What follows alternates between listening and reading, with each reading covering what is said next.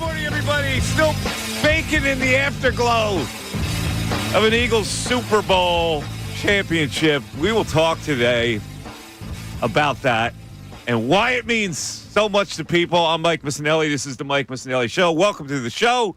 Bill Colarulo is here off a sensational new debut of Sirianni Love. We'll talk about that because he was getting ripped by some people out there for being called an idiot for doing something like that. But we will let's talk. Let's continue because the hottest athlete in the world right now happens to be the quarterback of the Eagles, Jalen Hurts. So I want to dig deep into Jalen Hurts. Now, this is a guy, until that last game, let's face it, until the Super Bowl performance, which was good, but the defense, I thought, really was the key in that game.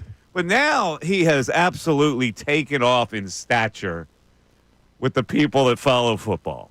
And the headline I'm reading today, it says, his MVP performance removes any doubt that the Eagles have the quarterback. Now, I don't know if that was ever in question because they had paid him to be the quarterback. So whether you doubted him or not, he wasn't going to go anywhere. They weren't going to change the quarterback. But it is really interesting that he is getting all this praise now after being doubted by a lot of people. I mean, nobody thought he was a bad quarterback, but people thought he was like in the 8, 9, 10 area as far as quarterbacks in the NFL. Now he is zoomed way up the list, and he is in the top 3 from all indications. So here's my question. First of all, I think we're going too far. I really do. And it's not that I dislike Jalen Hurts. I think he's the quarterback. I'm satisfied with him being the quarterback, the franchise quarterback of the Eagles. But now we're talking about him like Hall of Fame. He's no question the best quarterback ever in Eagle history. Hall of Fame? Are we going a little too far with the Jalen Hurts praise? I'll go to you, Bill, because you're the one that suggested this last week, that he was on a Hall of Fame track. And I go, oh, hold on now. Hold on. I get it. He won a Super Bowl and he was in another one. But Hall of Fame right now? I don't know about that, brother. Come on. Well, first of all, good morning, Michael. Good morning to you. Still championship week. We're still living in it, as you said. Mm-hmm. But you're right. I said last week before the Super Bowl that I thought Jalen Hurts was on a Hall of Fame trajectory. He's not there yet. If his career ended tomorrow, no, he's not in the Hall of Fame. But if you look at what Jalen Hurts has done, at only 26 years old, the guy is on a Hall of Fame trajectory. Let me give you some stats. First of all, since 2022, he has a .782 winning percentage. That's second to only Patrick Mahomes. He's had 4 playoff appearances in 4 years. He's won 6 playoff games already. There are only 2 quarterbacks who won more playoff games before their 27th birthday. Ben Roethlisberger, Patrick Mahomes. He's been in the Super Bowl twice. There are only 2 quarterbacks to go to 2 Super Bowls before their 27th birthday. Tom Brady, Ben Roethlisberger.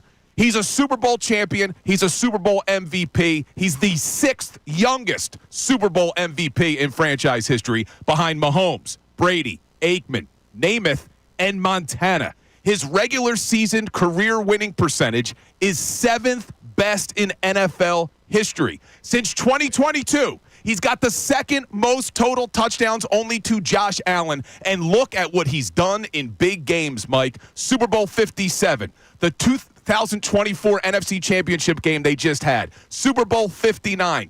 This guy is on a Hall of Fame trajectory, and you can't convince me otherwise. Well, listen, I just think it's a little too early to talk about the Hall of Fame when it comes to Jalen Hurts. Now, first of all, you don't get my attention until you're in the 35,000 range of yards passing. Now, he'll probably get there, in which case I'll have this conversation.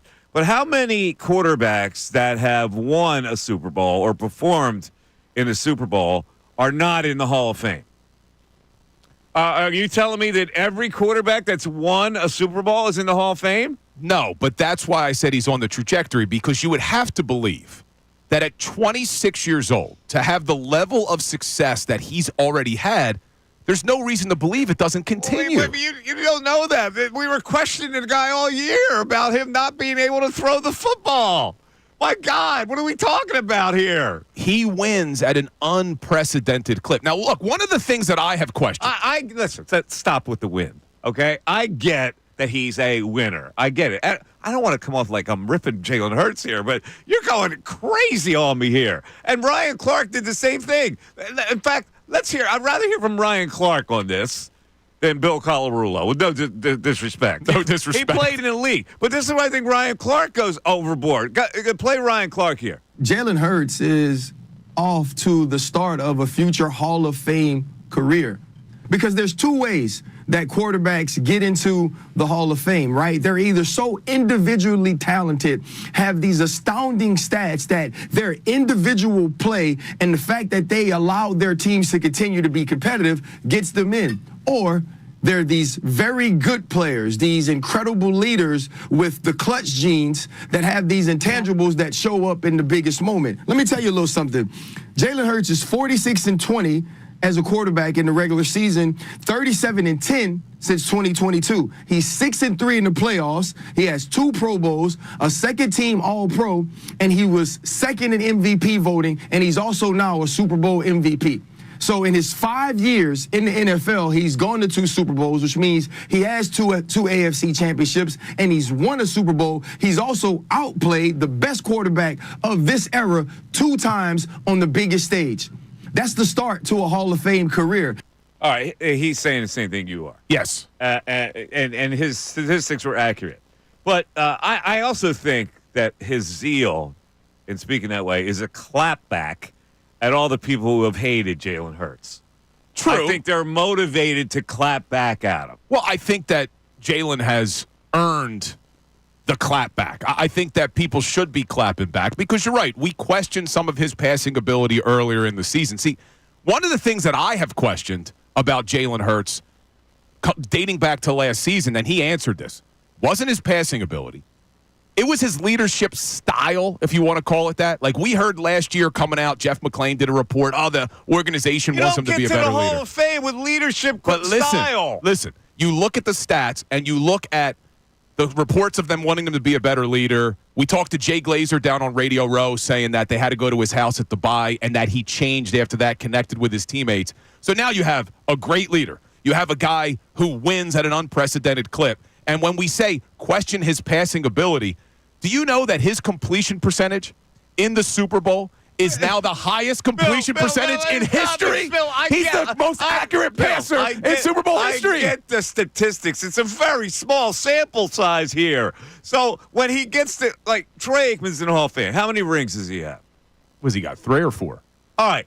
His total of yards passing is low. You either need multiple Super Bowls. If you have a low total, you need multiple Super Bowls, or you need a really high total to get to the Hall of Fame. All right, let me ask you this. I just think you're going a little too overboard. Let me ask you this. What? If Jalen Hurts has 4 more years like the 4 he already had and 1 more Super Bowl, is he a Hall of Famer? Yes. Okay, so he's on the trajectory. Well, he is on the trajectory. If you look at his first 4 seasons as a starter, and he duplicates that, the he's a Hall of Famer. trajectory he's going to win another Super Bowl? Like, how do you count on the trajectory that he's going to win another Super Bowl? He's been there twice in 4 years. You got to think he's going to get there again. He lost 1 and he won 1. So, on the trajectory. Maybe he goes to 2 more and wins another one. That's even. That's not a trajectory. If he has 4 more years like we just saw, all right, if and he gets back to another Super Bowl. 4,000 yards, 4 more times, right? That would be 16,000 yards, and that puts him in the 35,000 area, but right? And he would have 1 Super. Suppose he doesn't win another Super Bowl. He gets the 35,000 yards with 1 Super Bowl. Is he a Hall of Famer? I think that you're too caught up on the passing yards and you're ignoring. No, look at the sample size. Listen, either you have to be Joe Namath's in the Hall of Fame, who should be in the Hall of Fame. Every other quarterback in the Hall of Fame is 40,000 plus yards or 35 area with multiple Super Bowls. Look at it. But I think what you're ignoring that other quarterbacks don't have are also his rushing touchdowns added on to that. So if he has 4 more years with the amount of rushing touchdowns that he's gotten in his first 4 years as a starter, push touchdowns. it doesn't matter. Touchdowns are touchdowns, man. Right. I can't believe that I'm actually arguing against him. I just think people are going a little too cuckoo. Until his Super Bowl performance where he got the MVP and he said he was going to Disney World, people were doubting the guy, for crying out loud. All of a sudden, it's one game, he's a Hall of Famer? 610-632-0975. That's how you get into the show. It's the Mike Missanelli Show on 97.5 The Fanatic. The Philadelphia 76ers.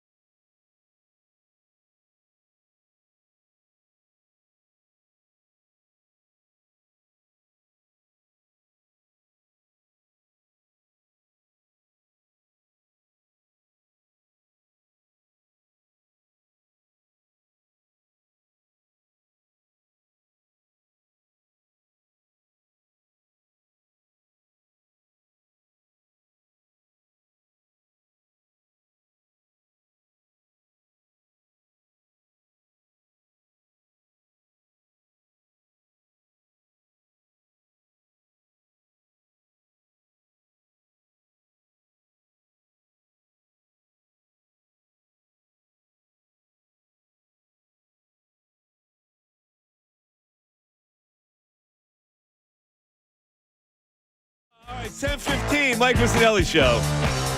I got some really things that are edgy with me today.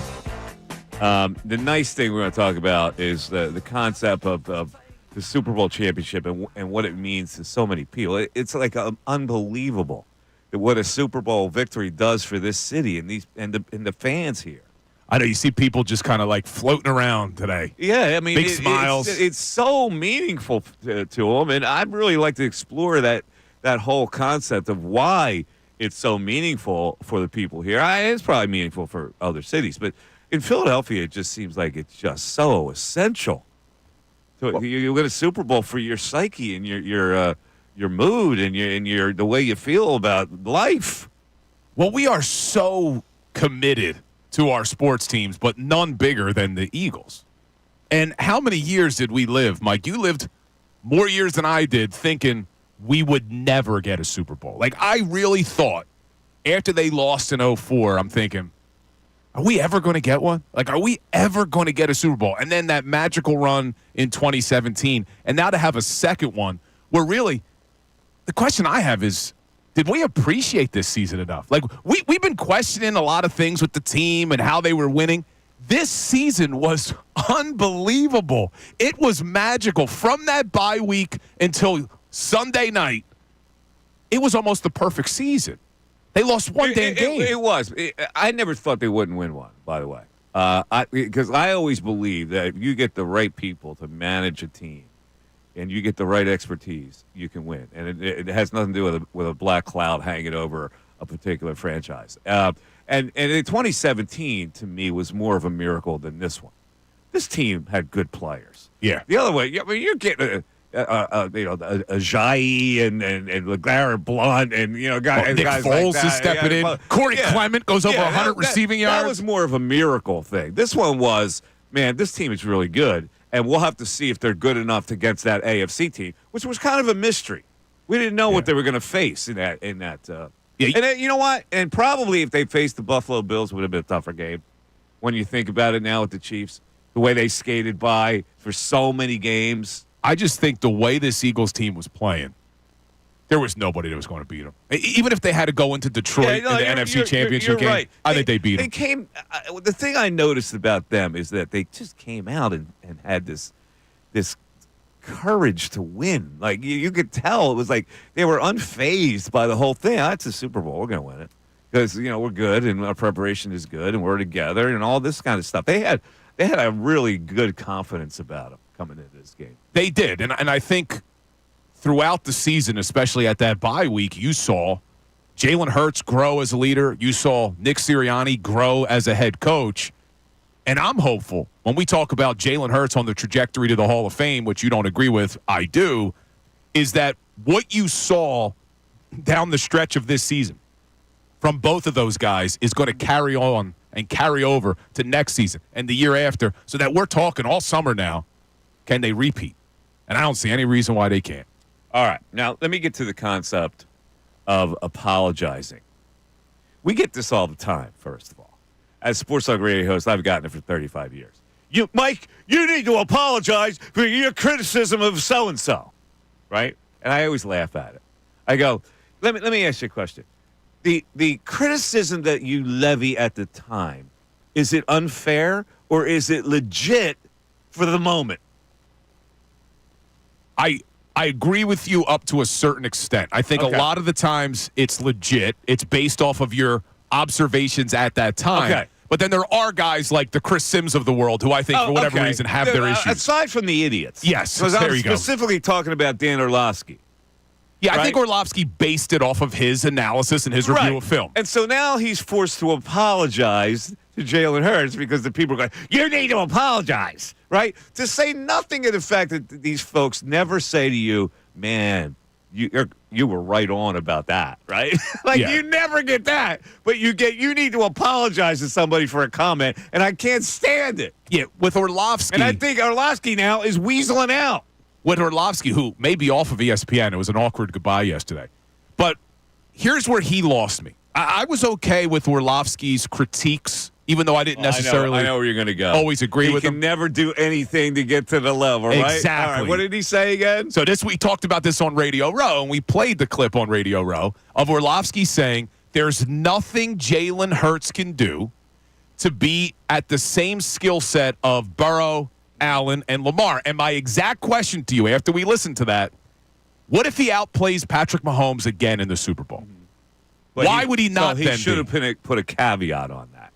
See, what he was saying is he just doesn't throw the ball well enough, which everybody was saying because it was true. He wasn't throwing the ball like the quarterbacks that win. So that criticism was legitimate until it wasn't legitimate.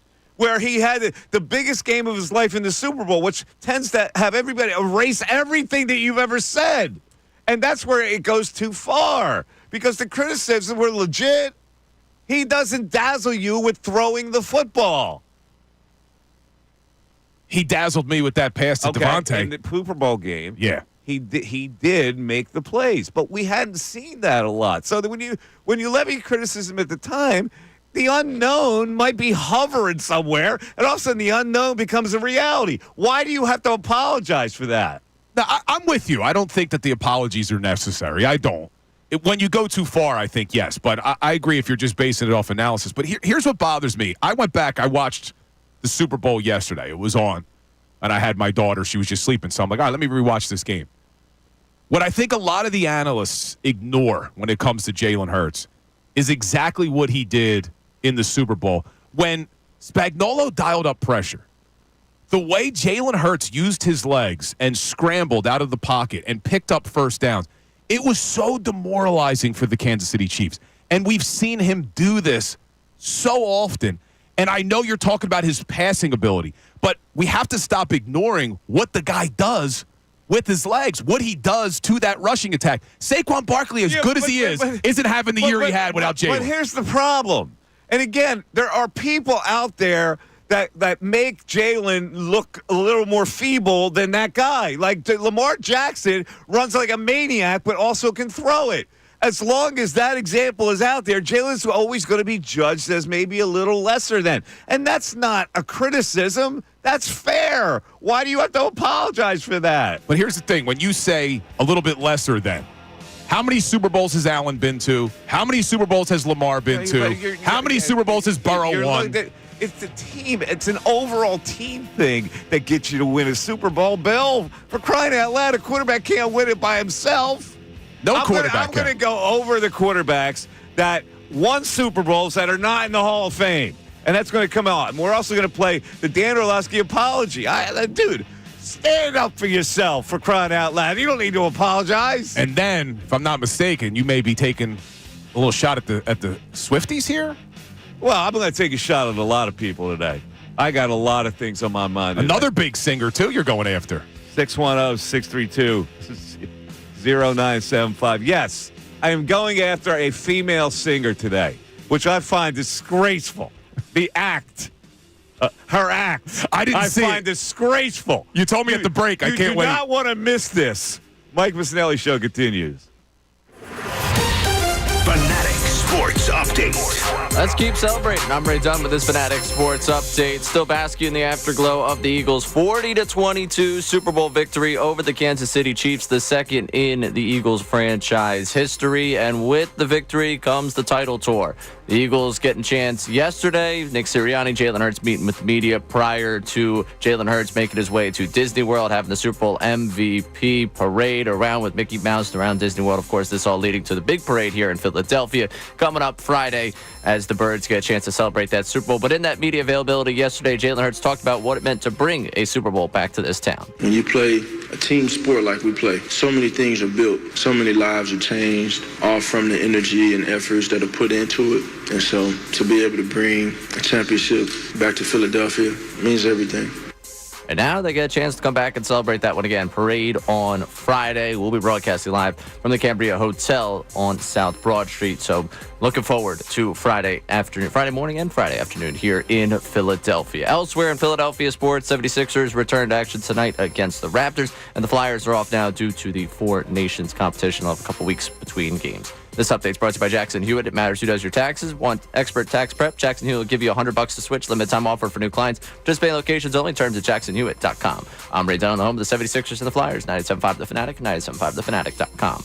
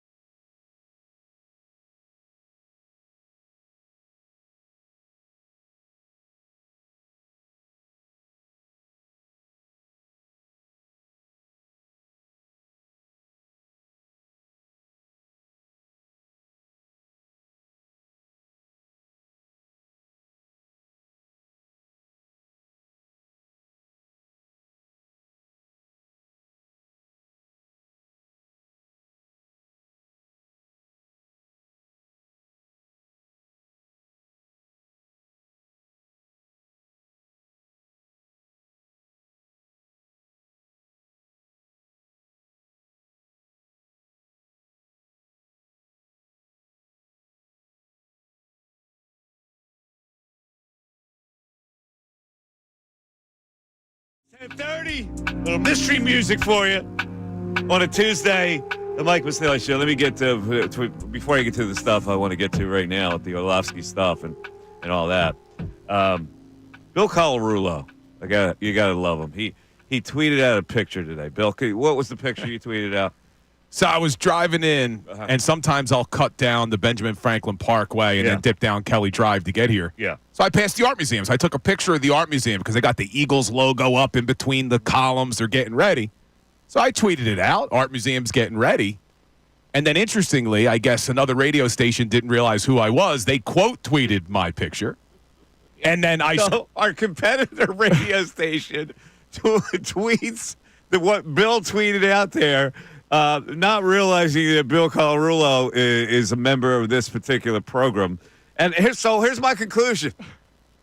Man, that station over there ain't buttoned down. This is why you got to listen to this station. The best part of it is they're loose over there. So I screenshot it because screenshots live forever, as Ray said, because I knew within minutes it would be taken down, and it was. It was deleted almost of right. Course, someone looked at it and said, somebody finally realized it. What kind of idiots over there? You're listening to an idiot station.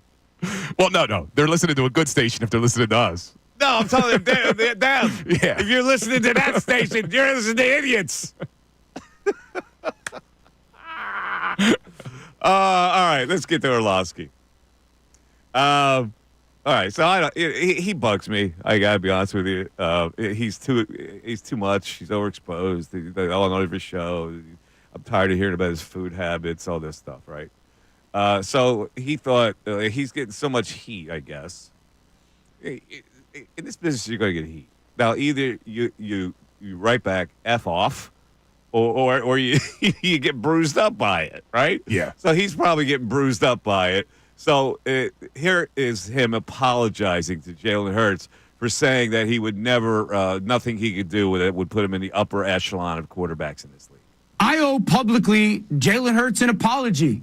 I was probably one this year who's been the hardest on him. I'll go back a couple weeks ago when I said the passing game's not good enough right now, and I don't think it's going to get better. All he's done since then is have his two best games of the year on the two biggest stages that the game has been on, the NFC Championship game and the Super Bowl. He was sensational last night, and he was sensational in the NFC Championship game. He made one bad play last night in the Super Bowl against the fourth-ranked defense in the NFL that was giving up, on average, 18 points a game. One mistake, one bad play. And all Jalen Hurts has done is constantly believed in himself, no matter what anyone has said. And again, God. I've been one of those What people. A suck and up. Constantly just gone to work. Lord, and not allow what the a outside suck noise. up. We all can learn from that. Not allow the outside learn noise from this. to affect him. He's a big game hunter. Stephen A., you kind of hinted at it. Ass. And last week when we had this conversation, I know it made the rounds and became a big deal when I said, I don't think he'll ever pass a Joe Burrow or a Lamar Jackson or Josh Allen talent-wise. And I still feel that way. All right. I also said. You still feel that way. If he wins it and is a huge reason why, and he was, we will ask the question of why can't you get it done, Joe? Why can't you get it done, now Josh? it's on to Joe. And why can't you get it done, Lamar, Stick to just your like guns. Jalen has? And that's the question that we'll ask moving forward. Jalen did it. Those other guys now have to as well. You're such a wormy little bastard, Orlovsky. See, this is what I have a problem with, okay? And you're more bothered Hold on by a the second. apology. The passing game wasn't good enough. And there was no indication that it would get better because they weren't going to pass the ball. They were going to run it. What he said wasn't that detrimental. No, where he took it too far. And I said this last week when he said it. When you say there's nothing that Jalen Hurts can do to get on the same level of Burrow, Allen, and Lamar from a skill set perspective, and he just said it again, I agree with that as far as talent. It goes so far beyond just the talent in the NFL. In the NFL draft, it is always based on talent. Every quarterback that is drafted because he has the talent to be a franchise quarterback. Bill. What Jalen Hurts has done in 4 years, Mike, has to be recognized. Bill. These other guys are not on his level at this point. It's been one game. He said that, and now one game is going to change his mind? You need to do a little more, and I'm not trying to denigrate them. My point is, this concept that you have to apologize for what you say at the time when you've analyzed the situation and what you've said at the time was accurate. You don't have to then apologize because then you look like a worm. I agree with you on certain respects. You should not have to apologize. But I do think he went too far in saying there's nothing the guy can do. One game? It wasn't just one game. It was one game. It's not just one game. Because Hurts had a great NFC championship. He had a great Super Bowl. He wasn't referring to any of that. He was referring to one game in the Super Bowl, and that's why he had to apologize to Jalen Hurts. One game. Now, maybe Jalen Hurts is on a track for the Hall of Fame. I don't know. All I'm saying is you got to show me a lot more than one game in the Super Bowl where you were great, and you won an MVP, and that's wonderful. When you get to 36,000 yards and you win another Super Bowl, then I'm into the Hall of Fame conversation. Otherwise, I think we just go crazy too far sometimes. What he's done in 4 years, Mike, is almost unprecedented, man. I mean, really, what he's done, and you look at the quarterbacks that he's in the conversation with, and look at I know you say it's a team sport, which you're correct, but look at the head-to-head matchups. The guy has beaten Rodgers. He's beaten Stafford. He beat Mahomes. He's beaten Allen. He's beaten Lamar. He's beaten Burrow. I get it, but he doesn't beat him by himself. He doesn't, but no quarterback does. This team was a really good team. But no quarterback does. Okay. No quarterback wins without talent around them. All right. They don't. Okay. On the other side, we're going to go over some quarterbacks that have won a Super Bowl that, by your logic, should go to the Hall of Fame. No. 610-632-0975. Anything I have to apologize for? Oh, you got to apologize for a lot. Really? To give me 5 things that I have to apologize for. I could Be the smartest coach in the world. Give me 5 things. I dare the fans out there to tell me 5 things because I can give you 100 things that I was right about. All right? No one remembers that, though. Of course, it's no only one the remembers mistakes. about it. I'm It's still only getting mistakes. jacked about freaking Furkan Korkmaz, who would make 2 3-pointers in a game. You need to apologize to Furkan. No, I don't. He blew. 610-632-0975. Championship Tuesday. He's playing in some YMCA in Turkey. Mike Missanelli Show continues. Tyrone Johnson, Ricky Vitale.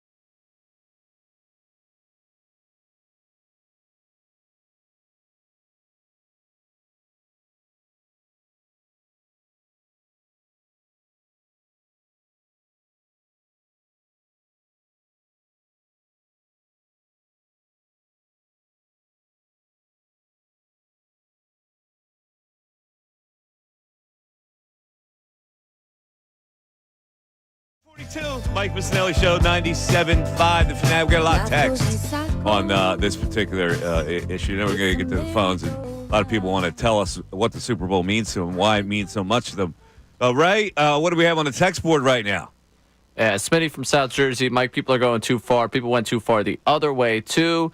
People are obsessed with stats, slobber too much over guys with big arms and fancy football stats. Real fans care about substance. Hurts has substance. Allen, Lamar, Herbert, Burrow don't. Stat compilers. Well, that's fine, dude. All right, but here's the point. The people that are in the we're talking about the Hall of Fame now. All right, this is where I've already said he's the best quarterback in Eagle history. Right, I'll take it.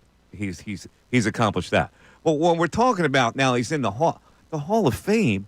He when he gets into the 30,000s, then we'll have that conversation. That's the only thing I'm saying. It has nothing to do with substance. It has nothing to do with how hard you throw the ball. These people that are in the Hall of Fame have accomplishment beyond what he has right now.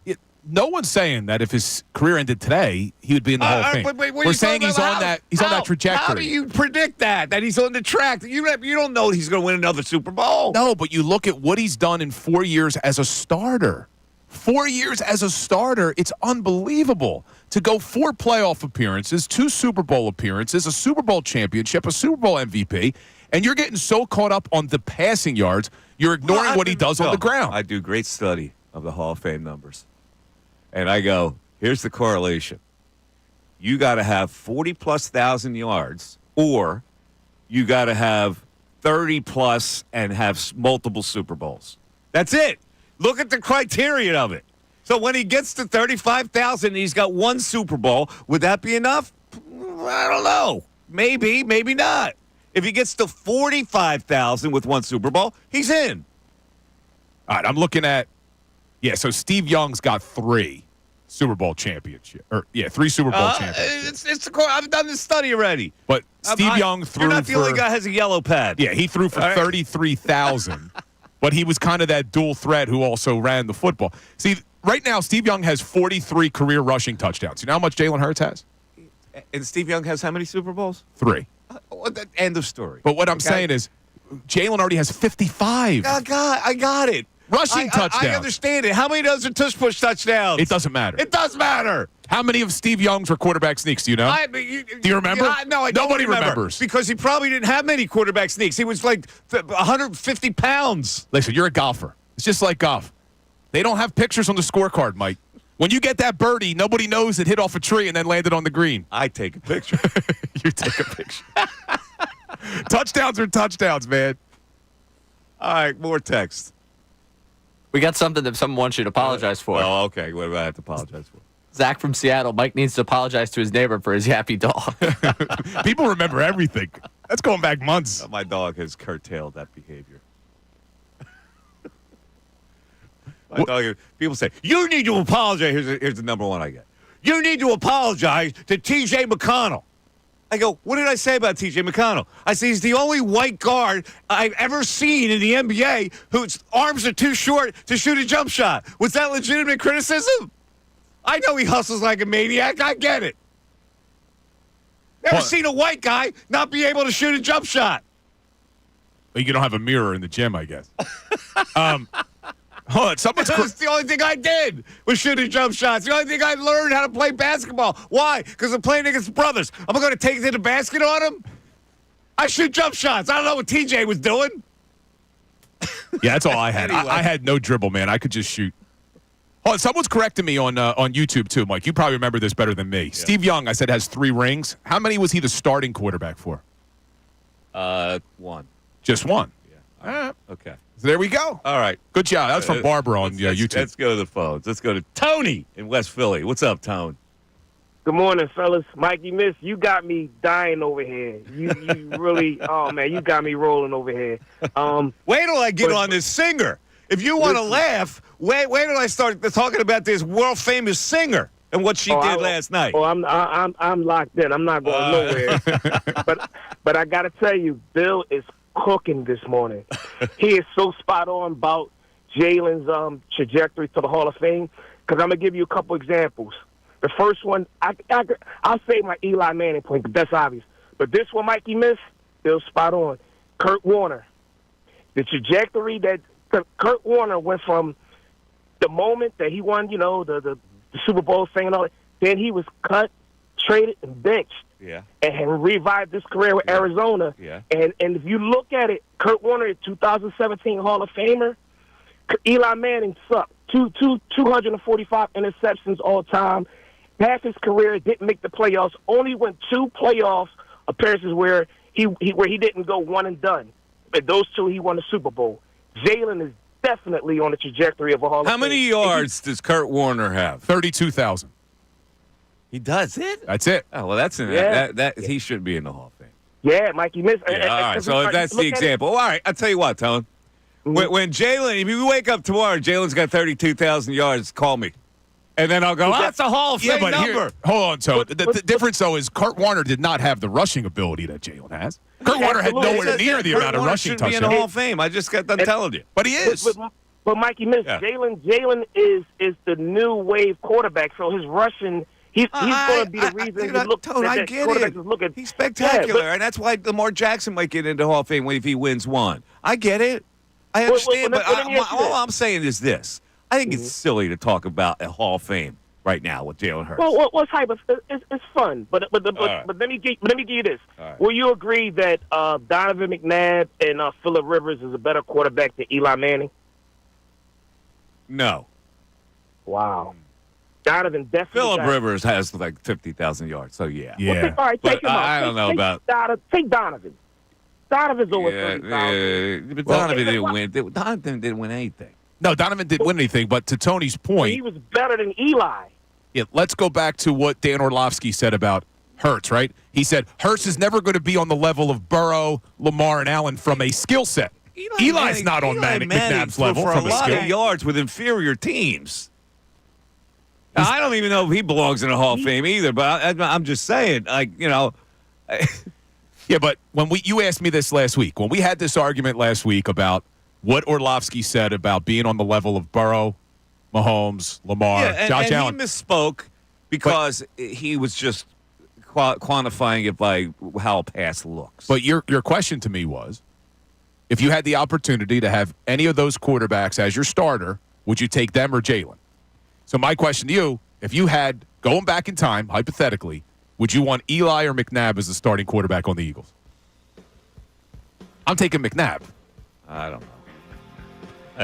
That's pretty close in my mind.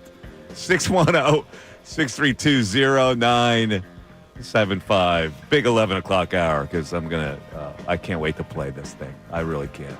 I'm looking forward to it, I want too. you to hang on to your hats here and stay with us on the Mike Missanelli Show. Back after this. Fanatic Sports Update. Let's keep on celebrating. I'm Ray Dunn. This update is brought to you by Bet365. Whatever the moment, it's never ordinary at Bet365. Download the app today. The Birds still basking in the afterglow of the 40-22 victory over the Chiefs. I really hate that's going to be the score forever. That game was not that close. But regardless, they're getting a chance to celebrate it. Nick Sirianni, Jalen Hurts got the chance to address the media yesterday as they celebrated deep into the night, woke up bright and early in the morning and got a chance to give their thoughts on what happened in that game and all-encompassing thoughts on the season. Then Hurts was on his way to Disney World for the parade down there for the Super Bowl MVP. And talking parades, there will be one on Friday. Jalen Hurts talked about the experience of bringing this title back to Philadelphia. When you play a team sport like we play, so many things are built, so many lives are changed, all from the energy and efforts that are put into it. And so to be able to bring a championship back to Philadelphia means everything.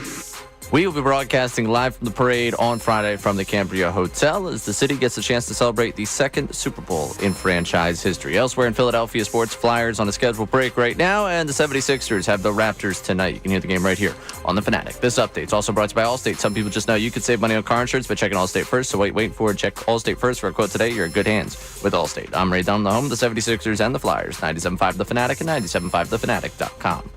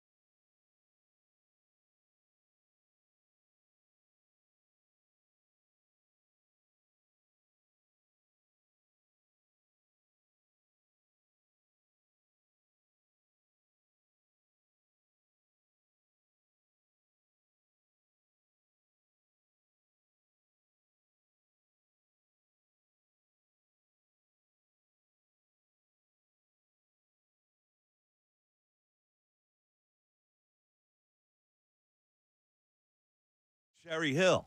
No That idea. makes $61 million a year. No idea he was my neighbor.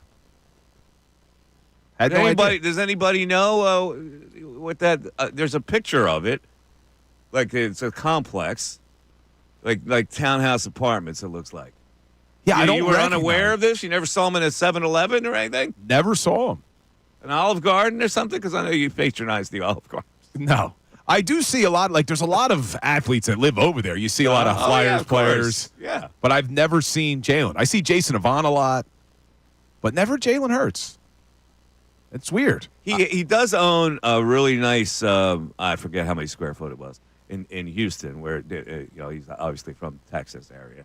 So in that Houston area, he's got a big manse apparently, but he lives frugally up here. Yeah, it says he rents an apartment in Cherry Hill, New Jersey. I got to find out where it is. Is it really just $2,000 a month? That's what That it what it says. says? It says Oh, $2,000 that a hurts month. so much. Why is that, Greg? Is that what you're paying? My roommates and I pay more in rent than the Super Bowl MVP. And you're not making $61 million? No, I'm barely making $61.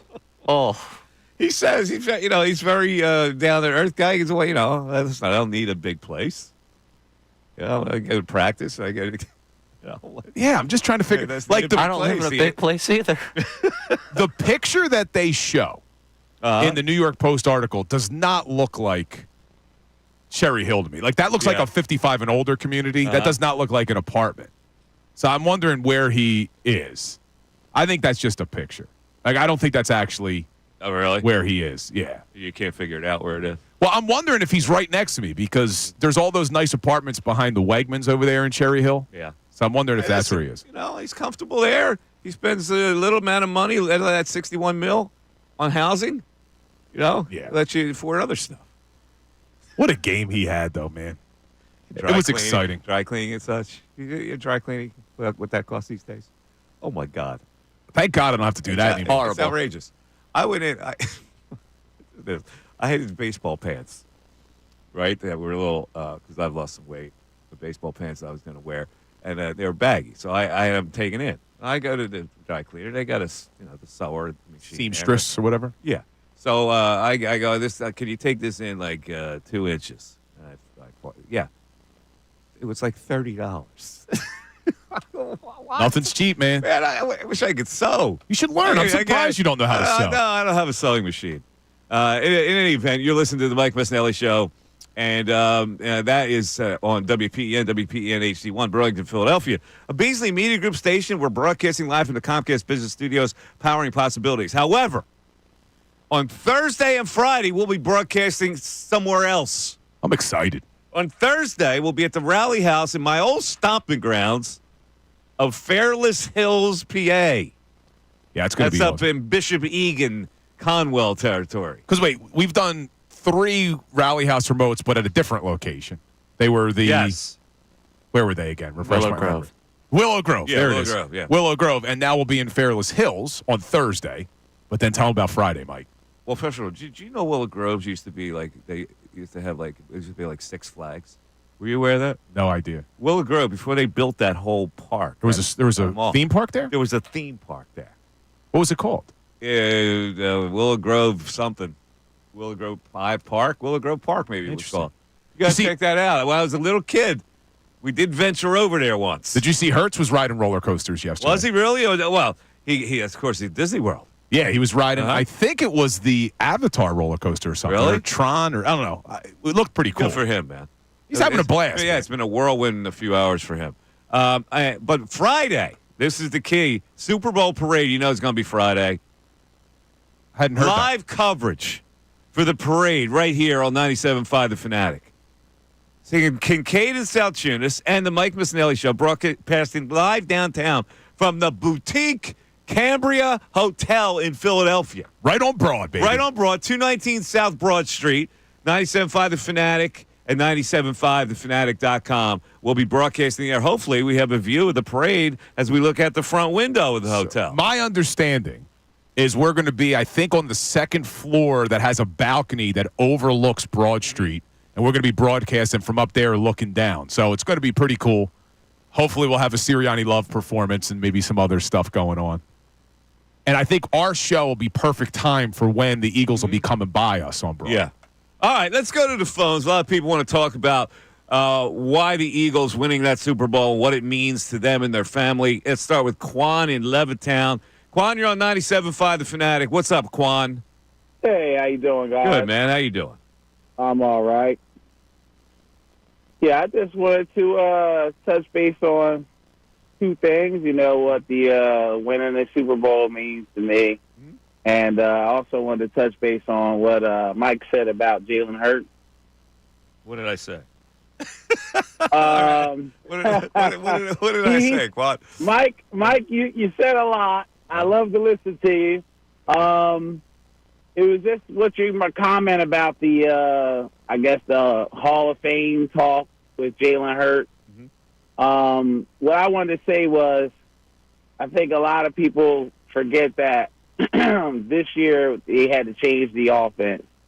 And at the beginning of the season, Hurts had a harder year throwing the ball, and they definitely changed the offense to a running offense. Well, there's no question about it, and I lauded Jalen for that. And I'm the one who said, listen, people that say he can't throw are ridiculous. He's made big throws in almost every game. Like, I'm the one who's like lauded the guy. I said, I don't care that he doesn't look like Lamar Jackson. He makes key throws every game, and they found a style that wins. I have no problem with that.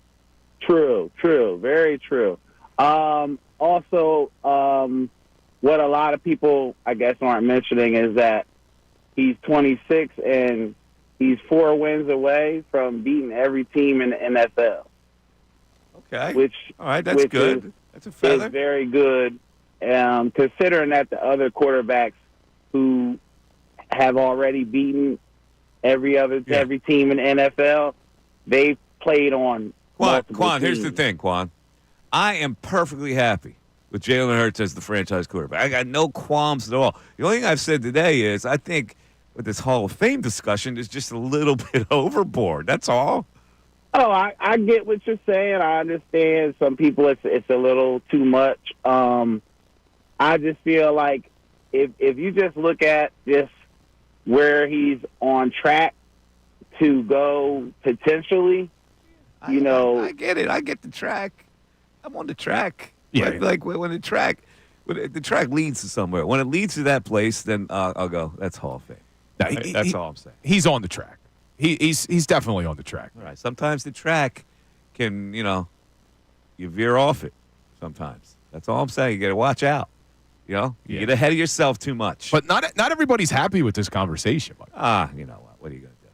Well, what's funny is I said before we went to break, I cited that one of the things I questioned with Jalen was his leadership, because there were stories last year the organization wanted him to work on it, and then there was that Jay Glazer report. Yeah.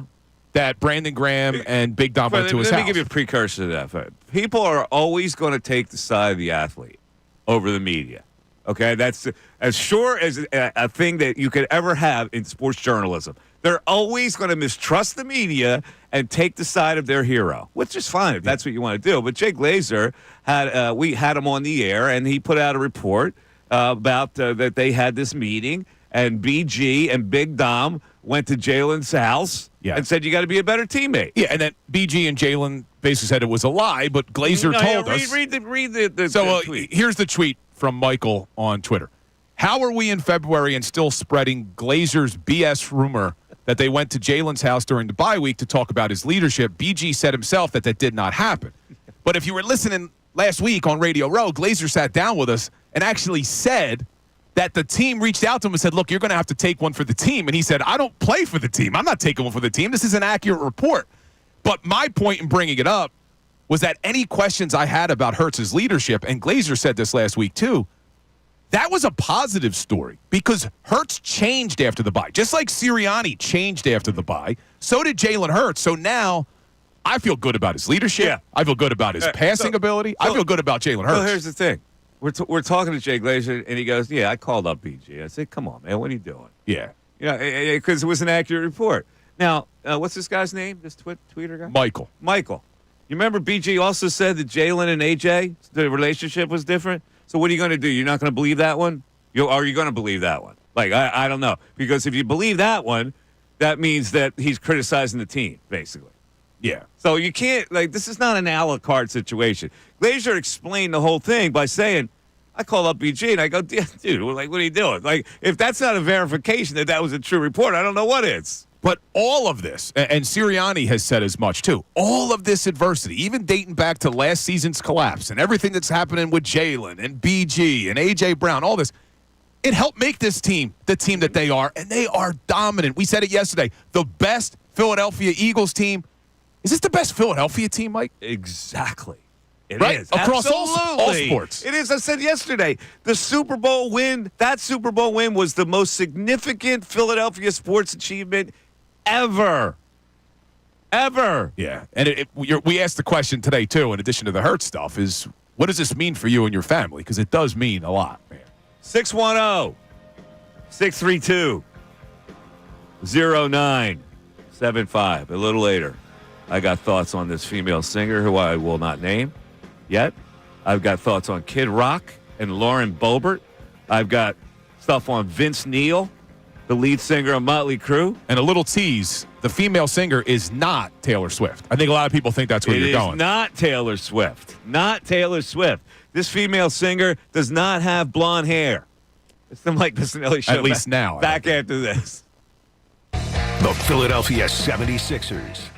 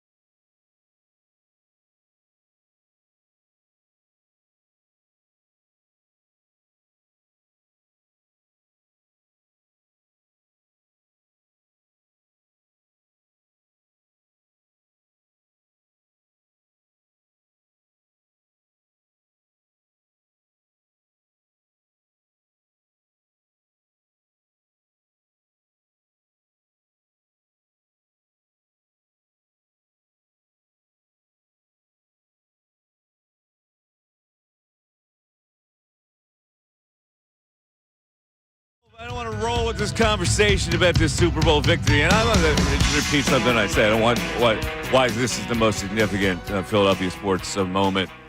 And I said yesterday the Sixers in '83, which you guys weren't alive for. Bill, you were alive, right? No, I wasn't. I was born a few days after. Get out of there, really? Yep. You were born in '83. Yeah, I was born. Well, in any event, that team was so dominant. That's one of the best teams in NBA history, and they swept the Lakers 4-0 in the final series. I get it. My rationale was this was more important because football is more important here. Yeah, more important. It defines the town. Yeah, I guess the question is, you're right. It's a more important championship. But if we're just comparing teams, which one would you say was a more dominant team, the '83 Sixers or the 2024 Eagles? It's irrelevant. Yeah, it's irrelevant. The magnitude of this moment means more to more people than the Sixers thing did. Do you think has it fully set in for people now? Like yesterday, I was still kind of saying it was surreal. And I woke up today and I'm like, damn, like Super Bowl champs. And then I'm driving in and I see the flags up at the art museum with the logo. It's like, we're doing this again. We got another parade. Like, this is unbelievable. I thought I would never see a Super Bowl, and now we get 2 in the last 7 years. Love it, man. It is pretty amazing. And, it's the new norm.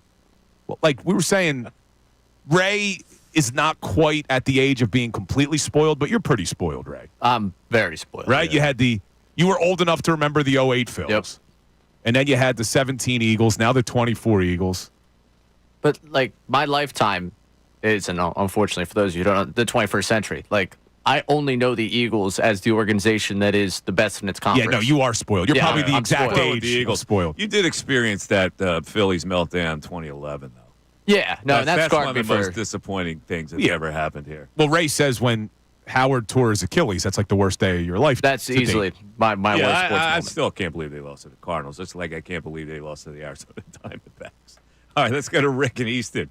Rick, you're on 97.5 The Fanatic. Rick. Mikey, what it means to me, when I was 10 years old in 1967, living through 67 to 1980 was 13 years of suffering. Appearing in 3 of 7 Super Bowls and winning 2 is incomprehensible. It was just, that's what it means to me. To add to your Eli Manning, Donovan McNabb situation, Eli Manning has 57,000 yards, 366 touchdowns. I didn't even realize. He has 57,000 yards? 7,000 yards. All right, well, in that case, come on, man. 366 touchdowns against 244. Yeah. The one that's not going to get in with 2 rings is Plunkett, who's at 25,000. And I'll tell you who else isn't getting in, who has a Super Bowl and like 50,000 yards, close to 50,000 yards. Joe Flacco. Yes. He's not getting in. No. So real quick, the last couple of weeks, I look at physics. I looked at why this team could win. The score, you could never, ever, ever imagine they were going to do that. But, Mike, you know too, Bill, the offensive line at high school, college, and NFL is the nucleus of any team. It's how you keep the opposing quarterback on the sidelines, and it's how you can score. Not only do they have 3 All-Pros on that offensive line, they have over 17, we talked about this, 1,700 pounds.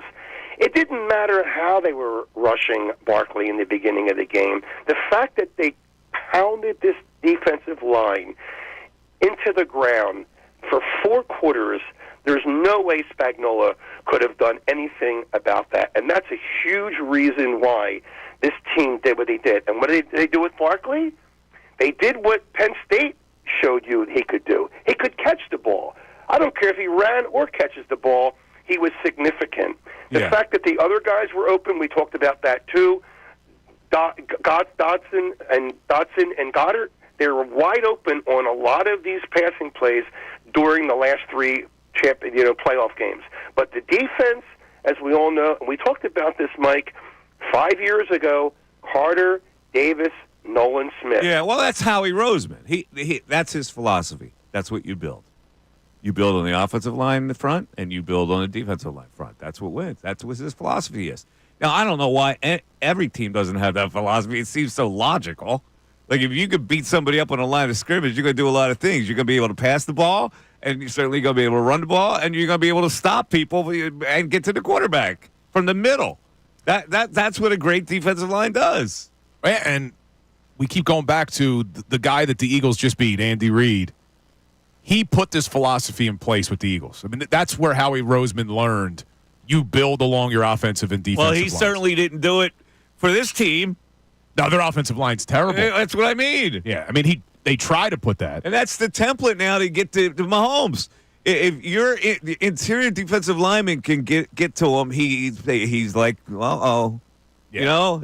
So blitzes, he eats up. But when you get to him with 4, well, that's a little different for this guy. Well, it certainly helps, too, that when Howie's able to bring in this offensive line talent, that you got a guy like Stoutland coaching him up. Mm-hmm. I mean, look what he's done with how many great linemen over the years. All right, let's go over some quarterbacks now quickly as we get into our next break. Matthew Stafford. Is he getting to the Hall of Fame? Yes. All right. Why? He's got a ton of passing yards. Exactly. He's got 50,000 plus. Top 10 in NFL history. Okay. And a Super Bowl. All right. What about Matt Ryan?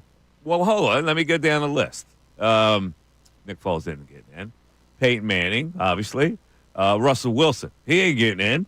I don't know about that. Well, how many yards does he have? 46,000. Wow. Well, he might be a contender. Now, Flacco was the MVP. He's not getting in. You ever hear people mention Joe Flacco for the Hall of Fame? And he's got close to 46,000. Aaron Rodgers is getting in. Eli Manning.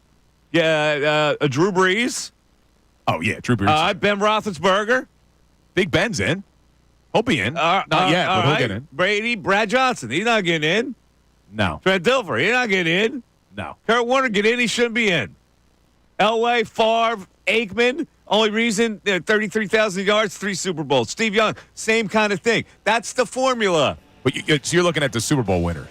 But I just would have a hard time believing, and this is crazy coming from a lifelong Philadelphia fan who thought he'd never see a Super Bowl. I got a hard time believing that in Jalen Hurts' career, he's not going to be hoisting that trophy again. Because the way he's played in his first 4 seasons as a starter, they're winning another damn Super Bowl, man. All right. Could be. I'll tell you 2 guys that have monster yardage. They're not going to get a sniff at the Hall of Fame because they didn't win. Kerry Collins, Vinny Testaverde. What about Matt Ryan? In. Yeah, top 8 all-time passing yards. 55,000 yards? Man, that 28-3, he was up. He's got it 63,000 yards. 63. It's a lock. Yeah. 610-632-0975. On the other side, the female singer. Play-by-play, by the way, on what she did last night. Mike Missanelli Show continues. Fanatic Sports Update. Celebration continues. I'm Ray Dunn with this Fanatic Sports Update. The Eagles still Super Bowl champions 2 days later. A 40-22 victory over the Kansas City Chiefs in Super Bowl 59. The Birds now getting to go on the title tour, which included Nick Sirianni and Jalen Hurts addressing the media yesterday morning after a long night of partying following the Super Bowl victory. And then Jalen Hurts made his way to Disney World for the tour around that the Super Bowl MVP takes around the park. Hurts, in that media availability in the morning, talked about what it means to bring a Super Bowl to Philadelphia. When you play a team sport like we play, so many things are built, so many lives are changed, all from the energy and efforts that are put into it. And so to be able to bring a championship back to Philadelphia means everything.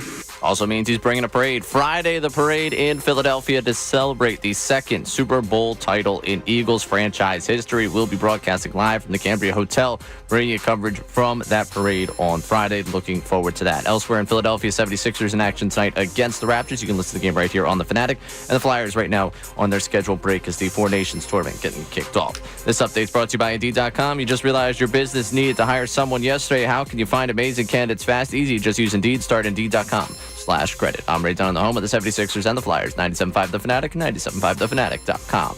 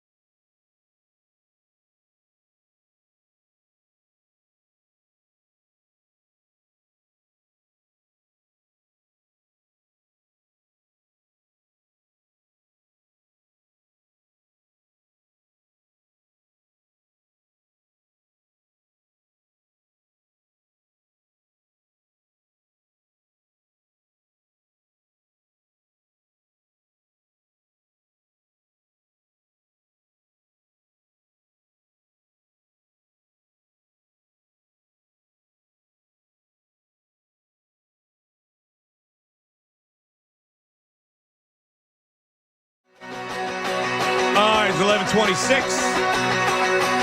The Mike Missanelli Show, 97.5. The Fanatic, 610-632-0975. Text board open. Phone lines one open. We're very busy today, as you might imagine. All right, so just a quick detour from the Eagle conversation that we've been having. Last night in the NBA was the debut of Luka Doncic for the Lakers. They debuted him against a weak team, the Utah Jazz. And the Lakers win the game. LeBron didn't play. Luka, mediocre game, had 15 points or whatever. So, as the Sixers would do, they put, sometimes they do towels. Well, the Lakers last night put Luka T-shirts on every seat. And basically it's a Bobo T-shirt. I've passed up T-shirts like this. Like, you really wear a T-shirt that says Luka on the back with his number. Yeah, that's not a jersey. It's like, it's Bobo-esque. And a lot of times, I don't know about the Luka shirts. A lot of times, too, they'll have like a advertiser on it. Right. Yeah. And probably the Lakers did that, too. Yeah. So anyway, at the end of the game, who was in attendance? World-famous singer Adele and her boyfriend, Rich Paul, of course, LeBron's cohort, who heads the Clutch Sports Agency. Yeah, he's worth $1 billion. Right. So together, they're probably worth $2 billion. Yeah, no doubt. All right. So at the end of the game, apparently, Adele starts gathering up the Luka T-shirts to take with her. And she's got a bushel under her arm.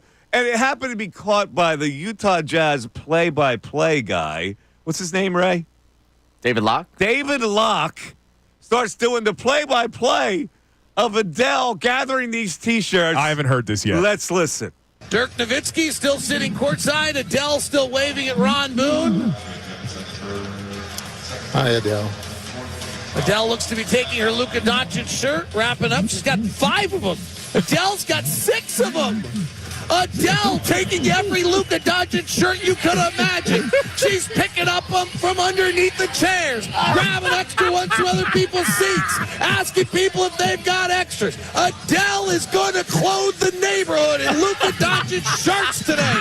She's got 7 of them underneath her left arm wrapped up, and she now switches them to the right arm, wondering whether she can handle it. She and Rich Paul leave. She gives it to her assistant. Her assistant has now got the contraband. He's got an extra shirt, an 8th one as he walks out. And Adele stands to leave. The assistant with the stolen T-shirts in Los Angeles as Adele and Rich Paul move out. And Adele has taken 8 different Luka Doncic T-shirts. Oh my gosh, the travesty of it all. Timeout in Los Angeles. That was great. That is my kind of mockery right there. Oh, my God. That was brilliant. Ray, as a play-by-play guy, would you ever do that? Yes, that was fantastic. That was incredible. End of a game in a brutal season. Come on. Oh, the humanity. She's stealing shirts. She's going to clothe the neighborhood. Wait a second. Come on now, Adele. Has anyone caught up with her? What was she doing? Anybody ask her about the T-shirts? Come on now. How about if you buy jerseys for the kids in the neighborhood? You're only worth $1 billion. Oh, that was so funny, man. Oh, man. That is really good stuff. That is such a violation. Oh, the humanity. Let's go to Kenny and Ambler. Kenny, you're on 97.5 The Fanatic. Yo, Mike, what's happening, man? What's up, Kenny? Welcome back. First off, thank you, buddy. I called. I had to apologize to Bill's favorite coach in town. I called him a clown earlier. Oh, Sirianni. I mocked him. I mocked the hell out of him, and it pains me to have to hear Bill go into. I know he's probably gonna put on a great show at the parade, praising Sirianni. So I just wanted to call in and put my head on the chopping block and admit my wrongdoing. Yeah, but Kenny, you don't have to do that. The guy lost 6 or 7, and they were 2-2. They were scrambled around. At the time you were criticizing them, it was legit. Yeah, but I was taking it a little extra. I called him a couple of choice words, but I'll admit it. I was. But here it is, Kenny. You're forgiven, Kenny. Your criticism may have prompted him to button down a little bit because after that bye week, he came out and they had to talk with him. You got to be more professional. So you weren't wrong at the time. Yeah, I might have been slightly a little harsh on the guy. I'm trying to give you a back door here. Yeah, you're trying. Nah, you know what? I'm gonna take it like a man. I got to man up and take it. Like I said, I completely dogged the guy out. Kenny, what do you think of Adele stealing T-shirts, man? That has to be the funniest audio I have heard all year. That's hilarious. And like you said, she's worth $1 billion. Come on, Adele. Schlepping T-shirts in both arms. Well, look, she'll probably give them out as gifts or something to somebody. Oh, yeah, but gifts. Look, she can't buy gifts. What to you? Well, she's Adele. She could get away with it. I'm sure she's gonna pass it off. She'll go to some charity event and dump all those shirts out. Look what I did for you guys. Yeah. I love you. With my hard-earned money, a Bobo T-shirt. Here you go. That was hilarious. God. But to his point, apologizing to Sirianni. As Sirianni's cousin, lawyer, and president of the fan club, I do want to forgive everyone who went over the top in their hate with Nick Sirianni. Because I understand it, Mike. Like you said earlier, that this Philadelphia Eagles Super Bowl just means more to this city. This is a football town. When things went south last year, we needed somebody to blame. And I get it. Everybody, you jumped on the bandwagon of blaming the head coach and calling him a clown and calling him a doofus and all those other things. And I was trying to preach patience, saying, listen, it wasn't all his fault. It wasn't all his fault. They lacked personnel on the defensive side of the football. Well, what happened this year? Howie goes out. He gets defensive personnel. Look how much better they are. They lacked a good defensive coordinator. They go out. They get Vic Fangio. Look what happens. Do you have any recollection that they were 10-1? It doesn't matter. You can't. I've said this before. You tailored the argument for you. They were good enough to be 10-1, but yet they suck. Okay, listen to me. That's what you're saying. Listen to me on this. And now I think maybe people will finally come to my side of this argument. I think the fact that the Eagles were 10-1 last year said more about how good of a coach Sirianni was than the losing 6 of 7 showed how bad of a coach he was. They were not a 10-1 football team. We go, Dan Campbell deserves Coach of the Year. Look what he did with all those injuries. Oh, look what Kevin O'Connell did. I give you the floor. 10-1 was a more impressive reaction to what Sirianni did than being he's a clown at 6 of 7. Again, you spoil your goodwill, right? Bill, what do you think about Joe Shane's job security? I'm shocked he still has a job, right? Really? Thank you for asking. Okay, actually. I haven't heard that talking point before. Just want to make sure that we got in there. No, but really, now that we have... All right, enough. No, now that you have Sirianni you made your point. winning the Super Bowl... Enough. I want you to apologize. I want an apology out of you. At the time, he was a tool. Joel in Central PA, you're on 97.5 The Fanatic. Joel. Hey, guys. Thanks for taking my call. I'm born and raised in Delco, but I don't live there anymore now. I'm still 2 hours away from the big celebration, but this means so much, guys. Where in Central PA are you, Joel? Carlisle, PA. Oh, Carlisle. The Carlisle Indians. Dickinson College, right? Did they change that name, by the way? Carlisle High School. Thundering Herd. Oh, they changed it? Oh, yes, they changed it. It used to be the Indians. I used to play football at Dickinson in Carlisle. Well, I played Gettysburg. We used to play them. Dickinson is there, yeah. The Penn State Law School. You know who else went there? Billy Owens. Never heard of him. Somebody just said Billy Owens on YouTube. Never heard of Billy Owens. This is astounding me. Go ahead, Joel. I'm sorry. No, sorry, guys. I have to say this means so much. My brother went off to the Navy when I was 2, and he is 17 years older than me. So we never really get to see each other. And then he turned 59 on Sunday, which is Super Bowl 59. He is sending my brother, my middle brother, who's a Eagles season ticket holder, text, so excited. And then since I don't live close to the stadium, my brother who goes to the games, he sends me photos of of tailgating and just the pictures. And even though I'm not there, it feels like I'm there. And then my dad, who doesn't really have much tech savvy, he's almost 80 now, he is sending me texts. He needs to learn not to put the caps locks on, but he is sending me these texts. He is just elated. He's just over the top because the only thing that I learned as a kid was about all the NFL championships prior to the Super Bowl. And I'm like that. I can't really I don't really understand all that, but I hope I get to see it someday. And then what happens?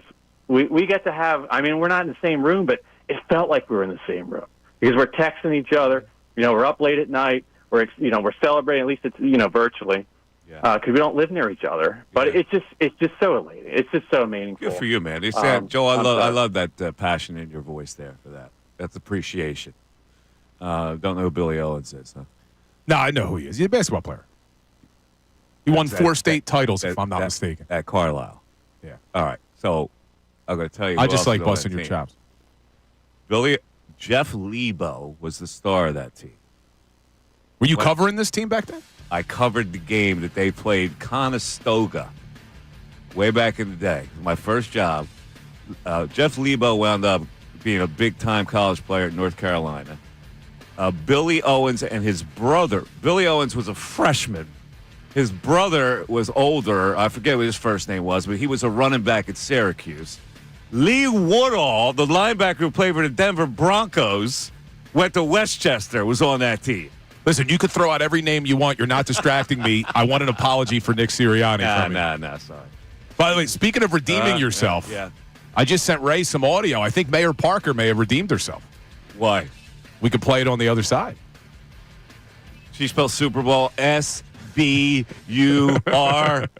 Mike Missanelli Show continues. Tyrone Johnson, Ricky Vitalico, and Silvana Kelleher.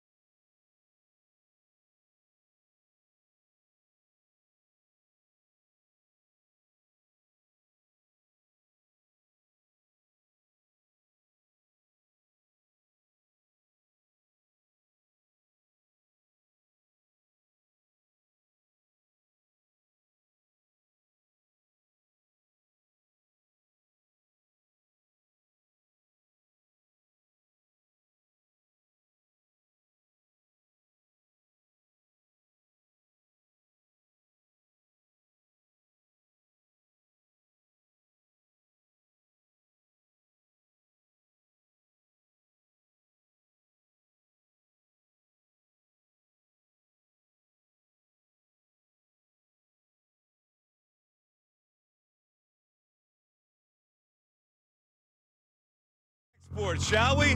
Well, we got to hear this, fella. Go ahead. Yeah, Ray, play that. Play that. How do you spell Eagles to me? I spell it NFLCHAMPIONS.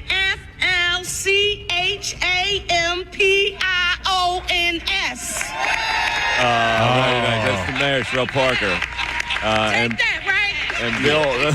So, great job by Mayor Parker, what's right? the caveat there, Bill? Yeah, great job trying to redeem herself. I love the bravado, NFL champions. She's reading it. She's reading the spelling. Come on. You can't be reading. Come on, Cheryl. But no, I like it. I like the Bigger bravado. violation. That's a bigger violation, or is Adele stealing T-shirts? Oh, Adele stealing T-shirts. All right, let's go back to the text board. Right, what do we got on the text board right now? 610-632-0975, by the way. And for the first time all day, there are 2 open lines. So if you want them, you got them. Ken in Drexel Hill, Mike needs to chill, and Bill is 100% correct. It's Championship Tuesday. We should be celebrating the fact that national media thinks Jalen could be a Hall of Famer. Some think Eli and Roethlisberger should be in the Hall of Fame, and Jalen should be in the same conversation. We should be happy that we possibly have a Hall of Fame quarterback since Sonny Jurgensen, surrounded by other Hall of Famers, and appreciate what an incredible team. I'm not happy? Well, I'm just putting it in perspective. Like, first of all, Ryan Clark is the one that said it. Ryan Clark, part of that is because he's been fighting the battle all year long to support Jalen Hurts while others haven't. Yeah, he's been battling with Orlovsky. Right, that's been part of his motivation. Now, I look at Jalen Hurts and I go, I've already called him the best quarterback in Eagle history. I surpassed Donovan McNabb with that, right? And I'm perfectly content that he makes $61 million. Like $2,000 apartment, a little shaky. But however, I'll take him as the franchise quarterback. I got no problems with him at all. I'm just saying, let's not get ahead of ourselves with the Hall of Fame thing. Let's enjoy what this is now instead of saying, well, he's going to be a Hall of Famer. Now, I didn't want to do this to you today, so we won't have the argument. But we're saying Hurts is on the Hall of Fame trajectory. You know who else is? I have no idea. What are you talking? Oh, you know what I'm saying. Oh, yeah, Ray. Ray knows who else is on that Hall of Fame trajectory, baby. A little Sirianni love. But we'll save it for Friday. We'll save it. How is that on the Hall of Fame trajectory? Oh, my God. In 4 years as a head coach, 2 Super Bowl appearances. I thought you meant the song is going to the Hall of Fame. The song's already there. You mean the coach is on the Hall of Fame trajectory? Without a doubt. See, most people. See, here's the thing. Most people would now be rankled by that. He's they're without not a doubt. rankled by it. They want to blame me for the freaking Jalen Hurts conversation, but right away they're going to glance at the Sirianni. That's why thing. I said I wasn't going to bring it up today. I wasn't going to bring it up. You just brought it up. I had to. And speaking of Sirianni love, man, I mean, most people understand our song has become a tradition and that it's more of a tradition like none other. Yeah, that it's a, by the way. And it's, it's a fun bit that we do. It's a Victory Monday thing. People ask for it. Well, we clip it and we post it to Instagram. I had a guy come at me. Frank Maiolino. Uh-oh. This is terrible. I am secondhand embarrassed for you and the station. It's not too late to scrub this from the internet. This is that Padres song level of cringe. Oh, you're talking about Sirianni love. Yeah. People don't understand, man. Like, you really think I think I'm a real rapper, but it was like me when I used to do when I used to do an imitation of Tim McCarver. Now, it wasn't supposed to be an imitation. It was a mockery of an imitation. People it's like a caricature. It doesn't sound anything like him. Yeah, it's a caricature. It's not supposed to sound anything like him. It's just the mannerism that sometimes. Man. When Red Shane Deist was I would do something like that. Your other imitation that you do, Mad Dog, Ray, I wish you were on Radio Row when he did his Mad Dog thing. Everybody was turning around. Everyone was looking, and they weren't looking to be like, is he doing imitation? It was like, oh, Mad Dog's here. Like, he does that spot on. Spot on. But yeah, a little Sirianni love, man. So I need, you know what I need? You see how the Swifties come out and they defend their Swiftie? Yeah. I need my Sirianni lovers I'm going to tell you to come to my Sirianni Instagram. Come to my Instagram and attack. I'm going to tell you who came to your defense. Right? Tony Kuhnheiser on, what's that show called? Is that still called? Pardon the Eruption. Pardon the Eruption. It's still PTI. Yeah, I don't watch any of them, but because I'm not a fan of either Kornheiser or the other guy. But apparently, Kornheiser got into the Bill Colarudo train about the head football coach. Can we hear a little of that? as you know, my pet issue for a couple of months, because I see these former NFL players go on the Get Up show, and they say, Nick Sirianni, you got to fire him. Nick Sirianni is the problem. No. You're the problem. Nick Sirianni is 48-20, and he's been to 2 Super Bowls in 3 years, and he hired great coordinators. Fangio's a great coordinator. Kellen Moore's lost him now. He's a great coordinator. He appears to know what he's doing. He's in that position, Nick Sirianni, though, because of the nature of fandom in Philadelphia, where it is extreme. It is mercurial. That if he goes a couple of bad years, people will want to scream and get rid of him. He's in the same position, Mike, that Ryan Day is in Ohio State. Play it again, I guarantee you, if Ryan Day loses to Michigan next season. There we go. Cody Kornheiser on board. So the great Amy Fadul was here this morning. And as we were crossing paths, she says she has a Sirianni Love T-shirt for me. Oh. So I think I'm going to have to get multiple ones made. Specially made? Because I think Mike's got to wear one of those, too. And Ray, you too. I will make the run down to wherever NBC Sports is set up at the parade to secure that T-shirt so that you can wear it on parade day. That'd be great. Oh, I think I have to, right? That would be great. At this point. By the way, did you notice that Tony Kornheiser, I just sensed a little contempt for the Get Up show? Because he called it the Get Up show. On the Get Up show. You know, I can just see those guys rolling their eyes. You know, we're the only show that speaks the truth here. Yeah, I could see that. That Get Up show. Well, Kornheiser and Wilbon were like the first. That was like the first rendition of that type of show, wasn't it? Yeah, they copied off the Great Sports Debate, which was actually the first rendition of it. What was that? I don't remember that one. Yeah, I know you don't. No, I actually do remember that one. Oh, you remember the Great Sports Debate? Yeah, then you have Stark on there, right? Yeah. Was Morgani on there too? Yeah. Mac now? Sometimes. Our old friend Bob Cooney was on there too, wasn't he at times? No. What was he on? He was on something on the NBC. Who Daily else was News on? Live, you're thinking. Oh, Daily News Live, I'm thinking. That's right. That's the Daily News Live show. Who else was on the Great Sports Debate? It was the original 4 where I was the Bobby Jones would come off the bench. The original 4 was Jason Stark. Angelo was the host. With Morgani, Jason Stark, and Mac now. Then Mac now got a shift change. Got a WIP midday show. We used to tape it at 11 o'clock, so he could no longer be on it. So I was on it. Gotcha. Yeah, that was a good show back in the day. That was fun. The most sensational Great Sports Debate was the day that O.J. Simpson was sentenced, or non-sentenced, as the case may be. That was in October, right? I think, because I remember watching it at school. We taped the whole show prior to because we had to talk about that. So we taped the whole show, and then we waited for the verdict, and then did a segment on the verdict. Yeah, October 3rd, 1995. There you go. 610-632-0975. Your phone calls coming up. Some news on Kid Rock. Some news on Vince Neil. Some news on Stephen A. with a little divorce advice for somebody. The Mike Missanelli Show continues.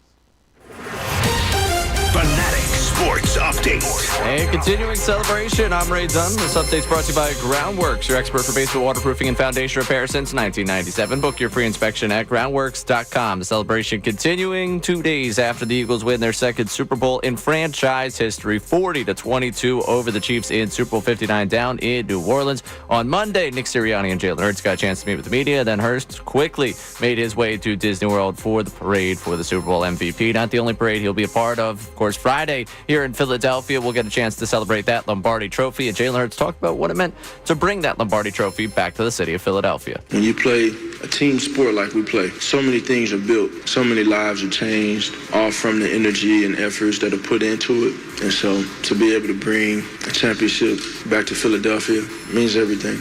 We'll be able to bring you the coverage from the parade. We'll be at the Cambria Hotel on Friday from 10 to 2, getting a chance to hang out with you and talk about what's going on down there at the parade, so looking forward to that. Elsewhere in Philadelphia sports, the 76ers in action tonight. They got the Raptors. Listen to the game right here on the Fanatic, and the Flyers on their break right now for the Four Nations tournament. This update's brought to you by Rocket. If you feel like owning a home has been out of reach, Rocket is here to change that. Own the dream. Visit rocket.com or call 800-4ROCKET. Again, that's rocket.com or call 800-4ROCKET. I'm Ray Dunn on the home of the 76ers and the Flyers, 97.5 The Fanatic and 97.5thefanatic.com.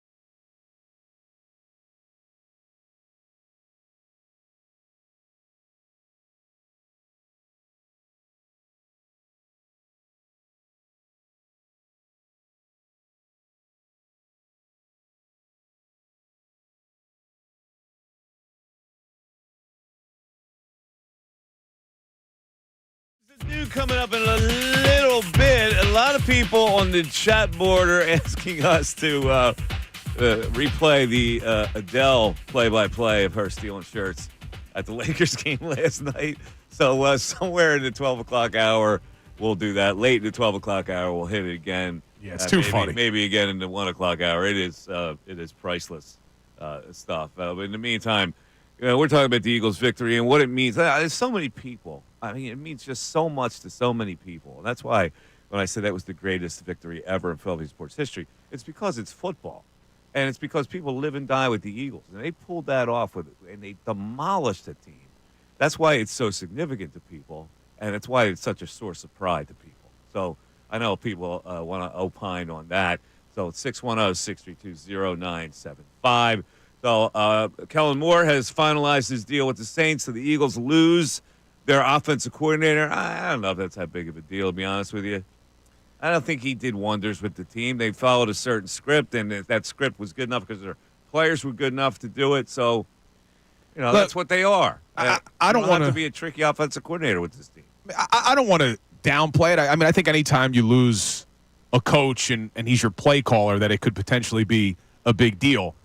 But the positive is, I would think at this point now with Jalen Hurts, who's going to enter his 5th year as the starter, with Nick Sirianni entering his 5th year, they pretty much understand what this offense needs to be, right? I mean, I think this is more Jalen Hurts' offense. They have a guy already in their head because they knew they were going to probably lose Kellen Moore, and so I guarantee you, Laurie's doing his own research. Laurie's got his little office.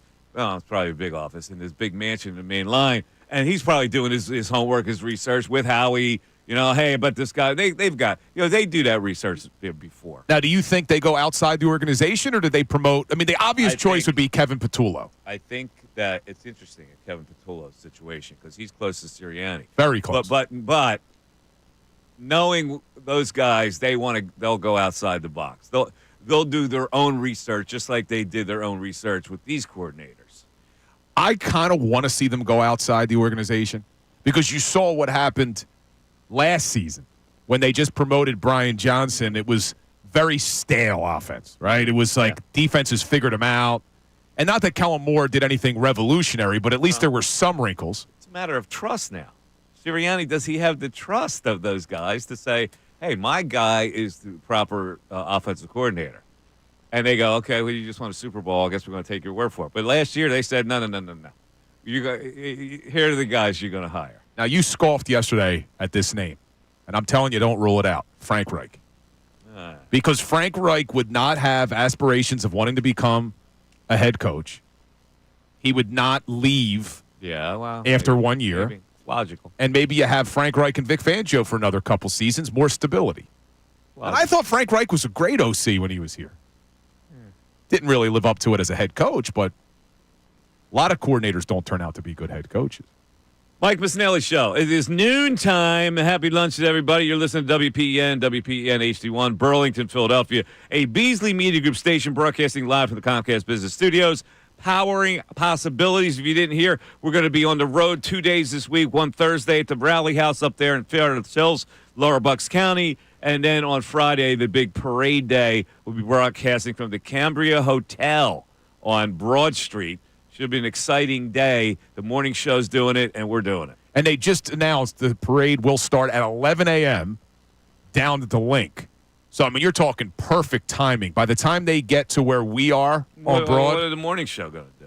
Well, the morning show. There's an empty street ahead of us. Well, no, they're going to get everybody set up. They're going to warm it up. They're like the appetizer for what's about to happen. There's a guy going to work. He's got a brief. No, listen, you just said that this championship means more to the city because it's the Eagles. It does. People will be out there, I guarantee, at 6 a.m. Oh, I'm worried about being able to walk through the crowd to get there. Yeah, it's going to be jammed.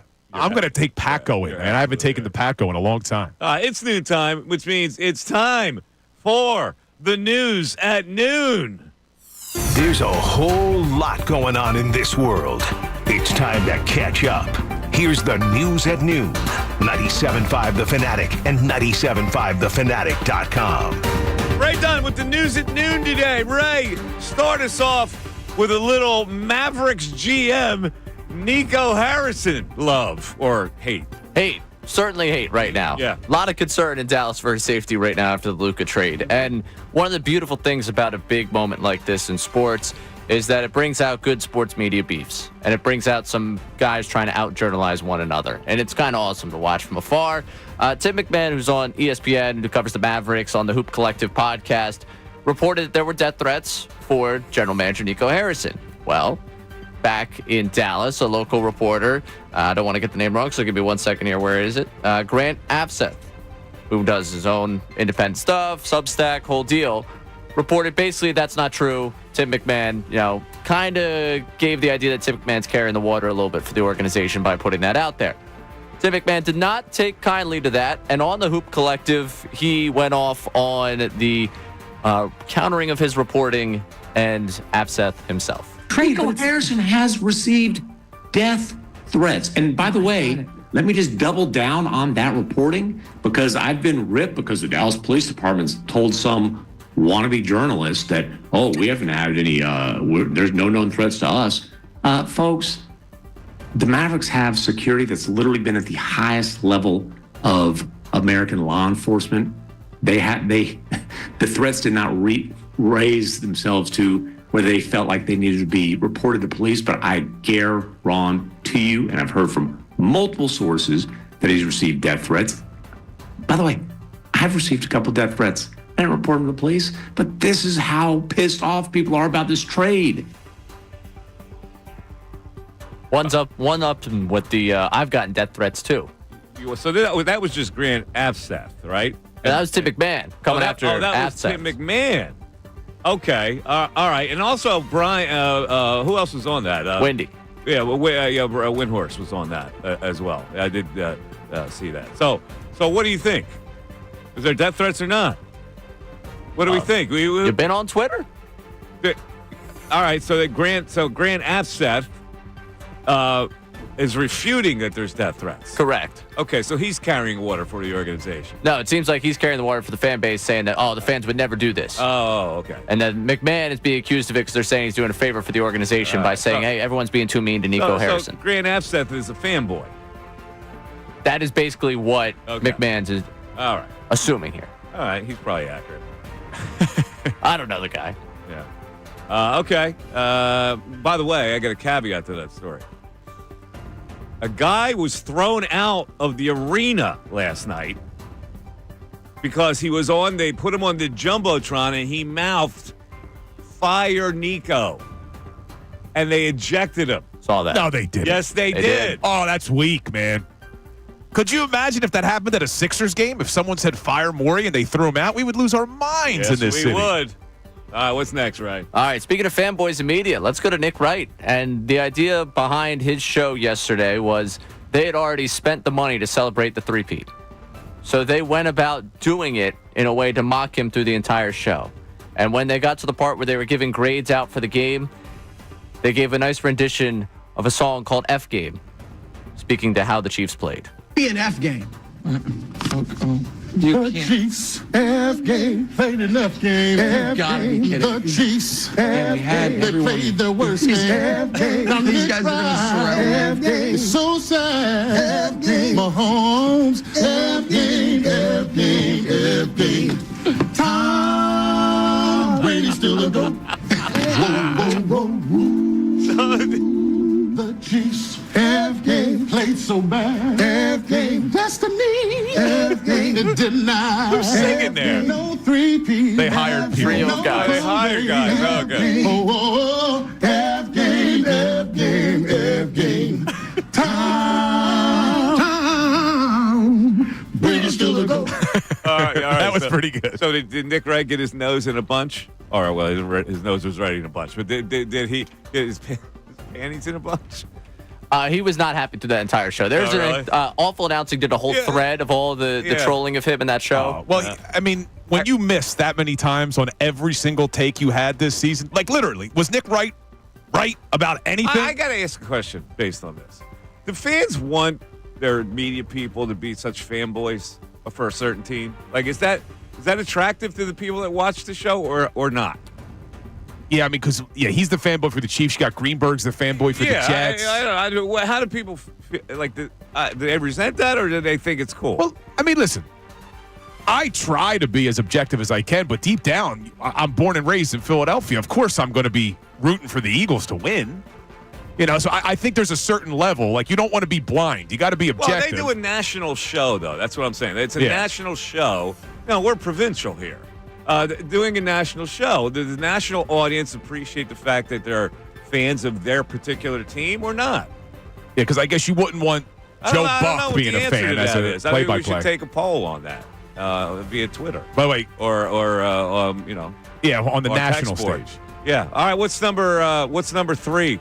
All right, we got Chris Long. Latest podcast came out and told a story of running into Jalen Hurts after the NFC Championship game and how in awe he was of how locked in Hurts was on winning a Super Bowl. When we saw them in the locker room after the NFC Championship game, and I'll say it now, like it was like a party in there. When I first saw it, I was like, well, this team's confident. But boy, should they have been. That dude, though, had his head down, was walking around, focused, looked like they just won a preseason game. And, shook his hand, and I said, hey, go finish it, And what he said to me, actually, I'm not claiming to be his friend. I don't talk to Jalen a lot. I've run into him maybe 2-3 times in my life.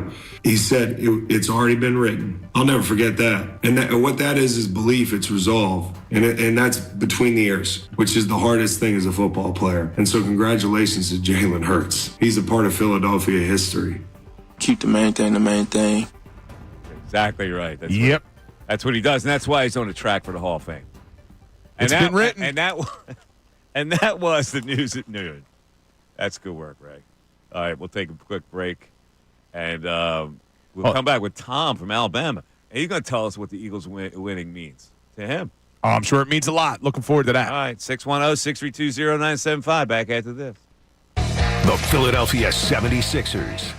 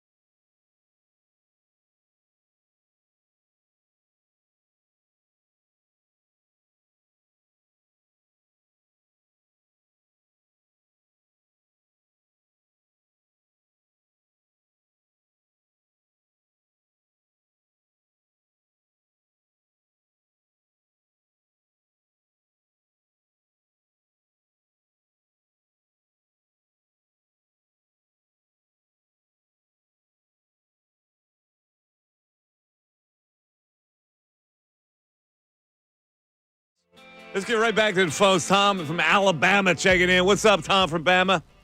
Whoa, baby. We are world champions. Mike Missanelli. Bill, we're champions, just like you said we would be, brother. It's awesome, isn't it, man? It's the greatest, man. Tom, you sound a little hoarse. Were you screaming through the entire state of Bama? Man, I no substances, no joke. I haven't even been asleep, man. Who needs sleep when you're a Super Bowl two-time champion, man? You know, this is for Bill Berge right here. You know, people like Jerome Brown. I mean, the people that aren't with us anymore, man. It's even for Dick Vermeil. I mean, you know, I know it's just. I mean, the infectious attitude with the defense. Just the onslaught, just hitting and hitting, keep attacking, man. I've never been more proud of a team, any team. I mean, the Eagles, I mean, to watch that game the other night and not have to worry about anything, it was just, and the championship game. It's just, I mean, the Eagles are the best team in football. There's no question who the best team was. And, man, it goes back to coaching. It goes back to Fangio and Sirianni. It goes into buying in. It goes into togetherness. It goes into being a team, man. And it goes into kicking Andy Reid's ass, okay? Because Nick Sirianni has done more in 4 years than Andy Reid ever. Oh, look at you, Tommy. Look at you. Hey, you know, it's about winning, okay? In the end of the day, it's about winning. I totally, Tom, you've expressed really good sentiment. By the way, I just want to say one thing. Wasn't I a guy all year long when people were saying you can't win a Super Bowl that way? You can't be a non-passing team primarily, a running team primarily, and win a Super Bowl. Was I the one that's saying, who said that? Why can't you? Was I the one that was sticking up for Hurts saying he makes big throws when you need? The running game is unstoppable, and their defense is number one. Why can't you win a Super Bowl that way when you have those kind of components? How come I'm coming out now I'm anti-Jalen? I was the one that was tooting that horn all year. I will admit you are not anti-Jalen. But where that sentiment came from, and we brought it up a few times on the show, and I actually have, I go back to my yellow pad that I love. Yeah. I have my notes from weeks and weeks and weeks and weeks ago. And we looked at the last 15 Super Bowl winners before the Eagles just did it. And only one team had a passing offense that was in the bottom half of the league. That was the Seattle. That was Seahawks. The Legion of Boom. Right. And that's why we kept comparing this Eagles team to that Legion of Boom. Exactly. And there was an example already out there that you could win that way. When all the components are as good as they are, like, nobody's got a Saquon Barkley every year. Nobody's got the number one defense, certainly defensive line every year. So nobody's got the best offensive line in the game. Well, I don't understand why people were looking at this like, well, you can't win a Super Bowl that way. Well, of course you can. It just so happens that certain components are more exceptional than any team has. Well, something that you kept pointing out, we kept talking a lot on the show, was these national analysts who were saying that. We're talking about what if a team's able to take away the run. And we kept talking about, well, Jalen has shown he has the ability to make the big throw when he needs to. He did the same thing in the Super Bowl. Exactly. If the national analysts were told before Super Bowl 59 that Saquon was going to average under 3 yards per carry, we've been like, all right, they lost that game. You're right. Because they didn't have faith that Jalen was going to be able to make enough plays, and Jalen proved everybody wrong. Yeah, he did. But that's the thing is, they don't pay attention because he's done it in the past. He's made big throws while they're relying on the running game. Wait, they were ignoring it? I guess they were. Sean's calling from Illinois. What's up, Sean? Gentlemen, it's a great day to be an Eagles fan, let me tell you. And Sean, you've been on the right side of the argument all season long, man. This is my Sirianni love partner right here. Dude, that didn't come out right. That didn't come out right. Because if you're the president, I'm the vice president of the Sirianni Love fan club. Let me tell you. You've been consistent all year, Sean. I'll give you credit, man. You know, Sunday was perfect for me. Right after the national anthem, I proposed to my girlfriend. She said yes. and then we gave the beatdown of a lifetime. Wow. It was a beautiful day. Congratulations, man. That's awesome. What a day for you. Wow. Thanks. Let me tell you. And then- what's the ring like, Sean?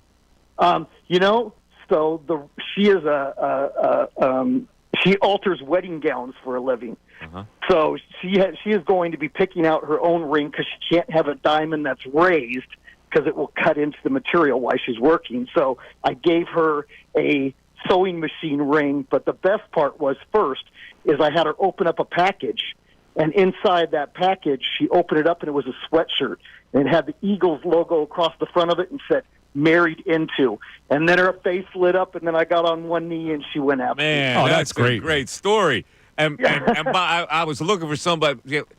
I was looking for a sewer, actually. Yeah, and you just found it. She could actually alter your pants, man. See, there's a bigger question, though. That's key, Sean.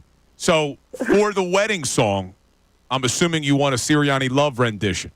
Oh, guys, I got to tell you, here's the other best part. Is yesterday I work at an indoor golf simulator place on Monday, so I never hear you guys on Monday sing it. Well, I'm driving to work, and I turn on the radio station on my app on my phone, and I got to hear the whole rendition on the way to work yesterday. Special one. Spitting new bars. Oh, it was special. It was special, and it was awesome, and man, I was just pumped. Made my day. Hey, Sean, congratulations. Thanks for your sentiment on what that means to you. Oh, that's great, man. Yeah. I mean, look, and Sean gets proposed before the Super Bowl. There was another video of someone proposing around City Hall after the win on Broad Street celebrating.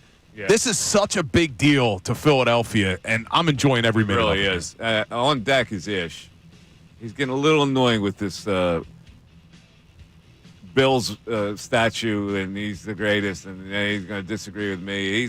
Ish is anti-me now because of you. I think what's starting to happen is people who listen to the show are like, you know what? If you want to be on the right side of any argument, just listen to what Bill says. I don't think many people are saying that. Mike Missanelli Show continues. Fanatic Sports Update. The celebration continues. I'm Ray Dunn. This update is brought to you by Corona. Want to win tickets to a Sixers game? Enter for your chance to win at the Fanatics Corona Sixers pregame party events happening all season long, hosted by our man Andrew Salciunas. For details, go to the events page on 97.5thefanatic.com. The celebration continues 2 days after the Birds win their second Super Bowl title in franchise history, 40-22 over the Chiefs in a game that was way more dominant than even that score suggests. Nick Sirianni and Jalen Hurts began the title tour speaking with the media yesterday. Hurts went down to Disney World, got a chance to go on the parade down there for the Super Bowl MVP, and of course, a parade on Friday. And Jalen Hurts spoke yesterday about what it means to bring a title back to this town. When you play a team sport like we play, so many things are built, so many lives are changed, all from the energy and efforts that are put into it. And so to be able to bring a championship back to Philadelphia means everything. Now, one thing that will be different for Jalen Hurts when we start talking about the chance to repeat as champions is his offensive coordinator, because it has come across in the last 20 minutes that a deal is finalized for Kellen Moore to become the head coach of the New Orleans Saints. So at some point, we'll get into who the offensive coordinators could be. We're still celebrating a little bit. Elsewhere in Philadelphia, 76ers in action tonight. They've got the Raptors. You can listen here on the Fanatic, and the Flyers on a break right now. This update is also brought to you by Audible. If you're stuck in traffic, why not tap into well-being with Audible audiobooks, podcasts, and originals? Your expert insight in health, relationships, finance, and more. Sign up for a free trial at audible.com. I'm Ray Dunn on 97.5 The Fanatic.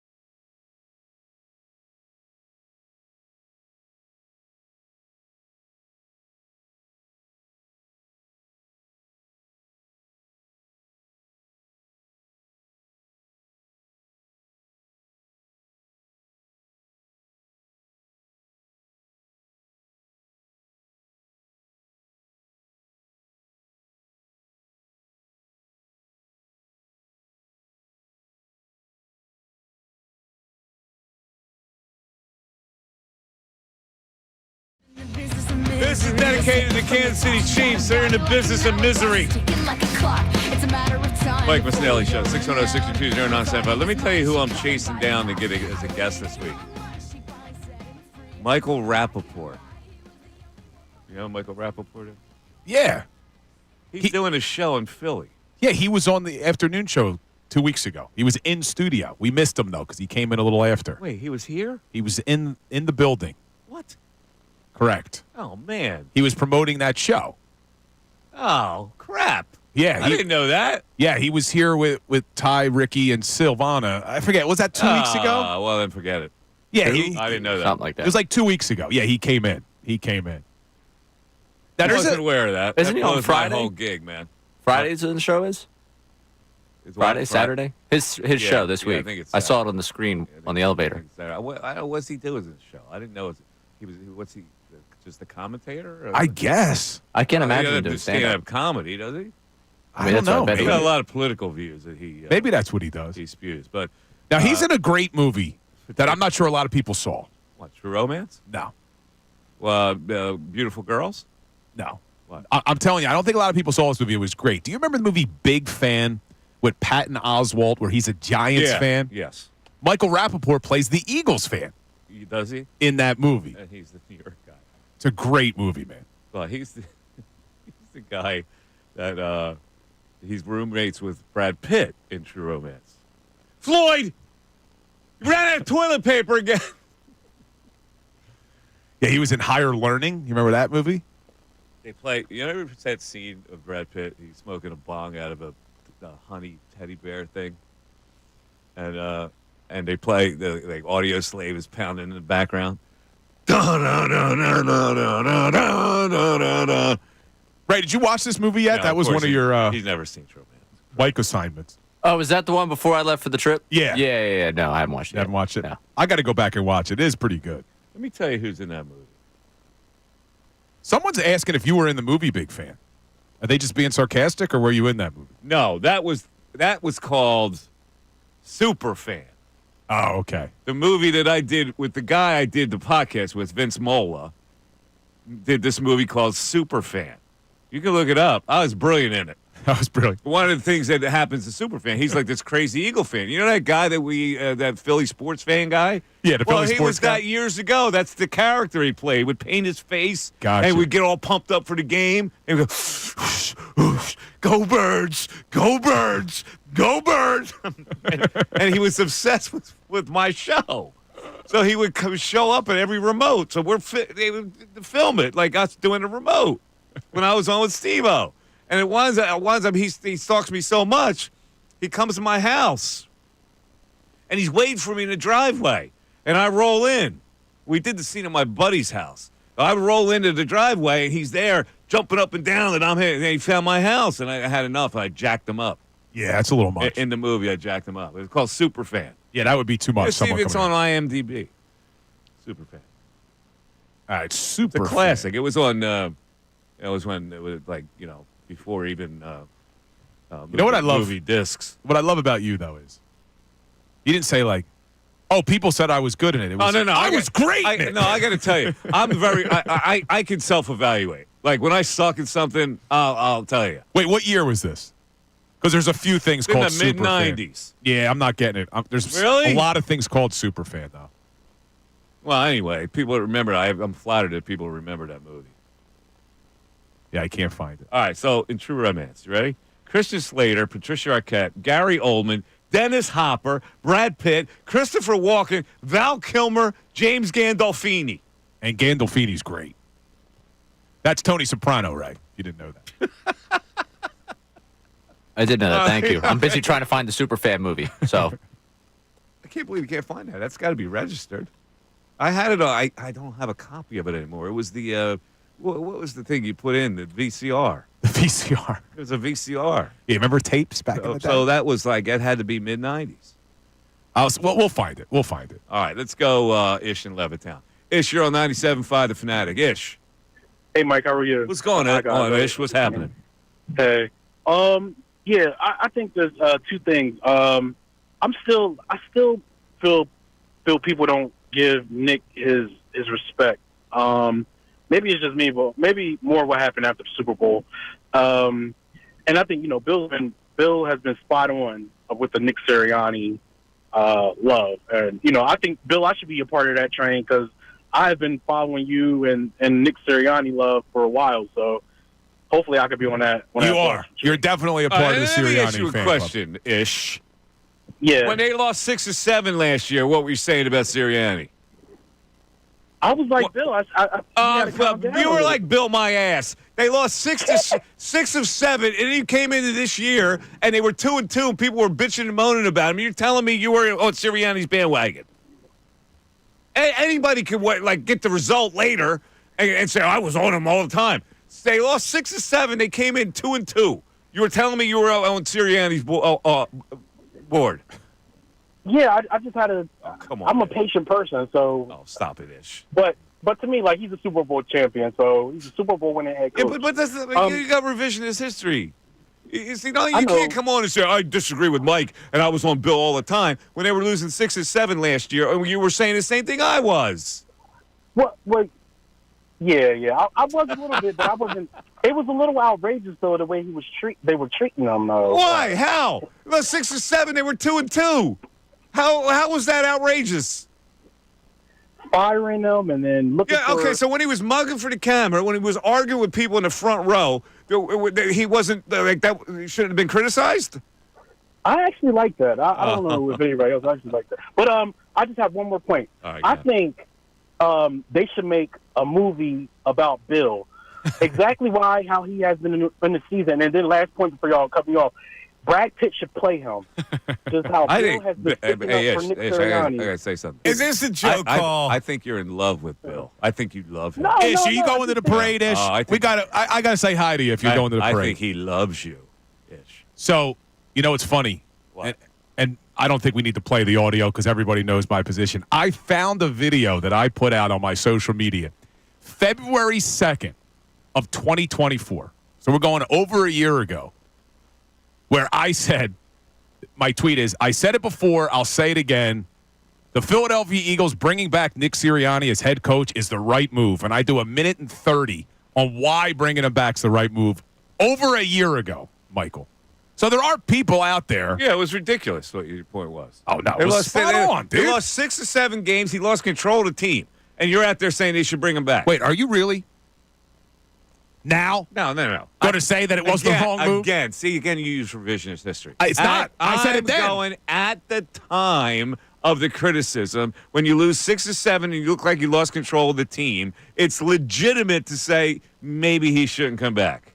Legit. And you can't hang somebody for having that opinion way back when. No. Because it was clear he lost the team. No, and what I was trying to tell people a year ago is it would have been an overreaction, and that he deserved another shot having just gone to the Super Bowl. And you're seeing now how hard it is to get back after you lose. We'll see how the Chiefs handle it. Guess what, Bill? You were right all along, okay? Oh, there it is. You were right all along, I Bill. can end the day. That's it. Save that soundbite. Bill, you were right all along. Right, it finally happened. Are you happy? Even Stephen A. Smith on Radio Row said that would never happen. I've done something Stephen A. couldn't do. Speaking of Stephen A., on the other side of the break, we're going to play Stephen A., who had some advice for the current husband of Serena Williams. Which I think I agree wholeheartedly with Stephen A. Oh, man. I think you're an idiot for that. No, I agree with him. We got a domestic discussion coming up. And in fact, my wife agrees with me and Stephen A. We talked about it. You are fantastic. I don't want to call you an idiot. Your husband's one, but I will not call you one. I disagree with you wholeheartedly, Bridget. I like how you preface that. All right, I found Superfan. I found a clip. Oh, can you send it to Ray? We'll get it coming up next. If you Google Superfan Vince Mola, you'll be able to. It'll come up. All right, and there's IMDb. Awesome. All right, 610-632-0975. And in a little bit, we're going to play the bit that people are raving about. The play-by-play of Adele sneaking T-shirts out of the arena last night at the Lakers game. Mike Missanelli Show continues. Tyrone Johnson, Ricky Vitale.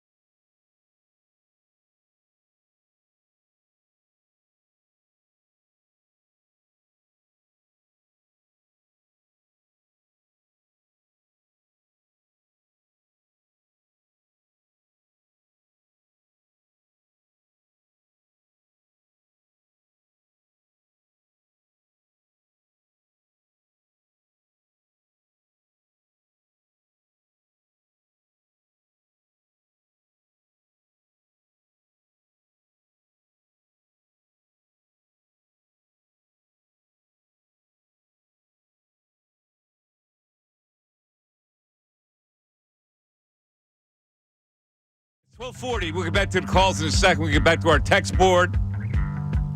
A lot of content yet to come on this show. So, Super Bowl halftime show. Kendrick Lamar. That's Ray's man. All of a sudden, Serena Williams appears out of nowhere. Do a little dance. We're going, what is up with that? Well, since Kendrick Lamar has a beef going with Drake, and the song that exemplifies that beef, Ray, is what? Called what? Not Like Us. Not Like Us. And so she's out there dancing in the Not Like Us song, and that's a beef shot at Drake. And Stephen A. Smith goes off on it. Our good pal who was on with us on Radio Row last week goes off on it about that's not a thing that you do to your current husband. Let's hear Stephen A. talk about this. If I'm married and my wife is going to join trolling her ex, go back to his ass. Because clearly you don't belong with me. What you worried about him for and you with me? I gotta get that link back. Got a good point. I think he's spot on. He's got a terrible point. No, Ray, here's why. Okay? Mm-hmm. I obviously have exes. My wife has exes. Neither one of us cares about anything that the ex is doing because we're happy and we're content in our relationship. If you are still holding on to any sort of grudge from a prior relationship, there's something going on there. There is something going on there. And her husband, I've met him. He's the creator of Reddit. The guy's worth hundreds of millions of dollars. He's okay with his wife going on a halftime show to dance and trying to get back at her ex-frapper boyfriend? I don't know, man. He's got a point, Ray. Bill, you are comparing your relationships, with all due respect to you, to the relationships of famous people. People have had songs written about them, and I'll read you the lyric that out of nowhere in 2022 Drake threw at Serena. Let me hear it, because maybe I need the full story. Sidebar, Serena, your husband a groupie. Oh. 2022, their relationship's been over for years. Now you get a chance to go on the biggest stage and dance on his pop culture grave. Here's why I still think I wouldn't do it, and my wife wouldn't do it. Clearly, Drake has the issue, not Serena. So why does Serena now have to play back into him? Oh, he's trying to get a rise out of you. Great you point. Big time him by doing nothing. A great point. Also, Drake has now, in the last couple of years, done this thing where he's reminiscing on when he was releasing top hits. And he put out his, what is this song about? Him having a conversation with his mom saying the song Too Good was about Serena. A song in which there are lyrics that literally say, I'm too good for you. Yeah, you know what's at work here, Bill? Ray's on Kendrick's side. Oh, yeah. So Ray loved it. So anything anti-Drake, yeah, Ray's on board. Ray loved it because it was just another peg of Kendrick Lamar getting out. Obviously. It's the greatest victory lap of all time. It is. It is. Drake had the worst day of anybody. Correct. I agree. But it's like also to put us in the shoes of like Serena's relationship. Like, come on. I don't know. I kind of agree with Bill. You can. And I'll hit you with your own words on this one. And Stephen A. You would be wrong, but that's okay. Hold on, did you hear this? Before the break, Mike said, Bill, you've been right all along. Yeah. And then he just hit you with, I agree with Bill. What is going on? The Eagles win 2 Super Bowls, and Mike Missanelli is agreeing with me. Yeah. Something's off. Don't get used to it. Something's off. That's how great Celebration Week is here. It is. Stay tuned all week. 97.5 The Fanatic. Justin in New Jersey. Justin, you're on 97.5 The Fanatic. What's up, Justin? Hey, Mr. Missanelli. How are you, sir? How are you, Justin? I'm good. Anytime I get to talk to a Philly legend like yourself, it's a great day. So Look, you hear that, Bill? Did you hear that? I agree. You are a Philly legend. I've said that before. Doesn't mean you're right all the time. Thank you, Justin. No problem. So when the Eagles won the first Super Bowl in 2018, my son was real little, and he really wasn't into sports, Star Wars and, things like that. So now, the last 2 years, since he's got in high school, he's really gotten into sports, and huge Eagles fan. We went to the Christmas game. Amidst that collapse, it was the only game they won in December, ended up being Jason Kelsey's last win as an Eagle. So bittersweet. With the Sirianni thing, I definitely agree. I was on the bandwagon of he's got to go. Belichick was out there, so I'm like, get rid of this goof and go get Belichick. What is wrong with you guys? Glad we didn't. Things happen to turn out the way, we can Monday morning quarterback this thing. But my son and I went to the convention center, Verizon Fan Fest. We watched the game there. And then we went out on Broad Street, man, and to experience that with my kid. His birthday was February 5th. Mine's coming up on the 18th. We're going to the parade. To be able to get to do this with my kid, and I don't have a great relationship with my biological father, and, I was an only child coming from a family that didn't really care to watch sports and watch football, so I was watch a lot of games by myself. And Bill, when you said, when we lost in 04, I was in high school, a senior, and I said to myself, same thing, will we ever win one? And when they did it in 18, I didn't get a chance to go to the parade or anything. I'm not missing it this time, but to get to do it with my son, to build these memories and to have this, because you know what? He is spoiled. He's 16 years old, and there's been a lot of winning with the Eagles in this town. And I told him that, you enjoy this because, it could be another 40 years. Let's hope not, but it could be another 40 years before we get to see this happen. So to be able to have these memories with my kid, man, and that's what it's all about. And the Eagles brought that to us. And, we're part of this team because we buy the merchandise. We pay the tickets to go. We tailgate. We do all this stuff. And, so it is our team. And we're going to party and we're going to celebrate. And hopefully this isn't the last time. That's good stuff, Justin. That's well said. That's beautiful. That's exactly what it exemplifies for most people. Yeah, man. Connection with family, the son, the grandfather to the father, to the son, to the son. You know what I'm saying? Yeah, the people who aren't into sports, I never get it. It's so nice to be a part of something bigger than yourself. And when he talks about how we buy the merchandise and all that, I say this a lot.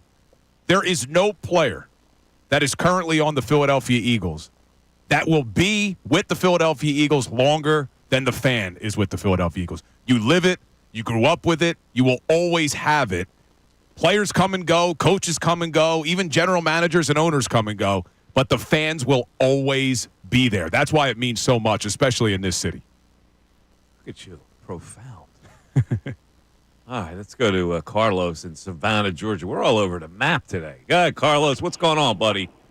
Hey, what's going on, guys? I'm calling in late this morning, man. I was just listening, flipping back and forth and watching some of the playback on, First Take and seeing what those guys had to say about it.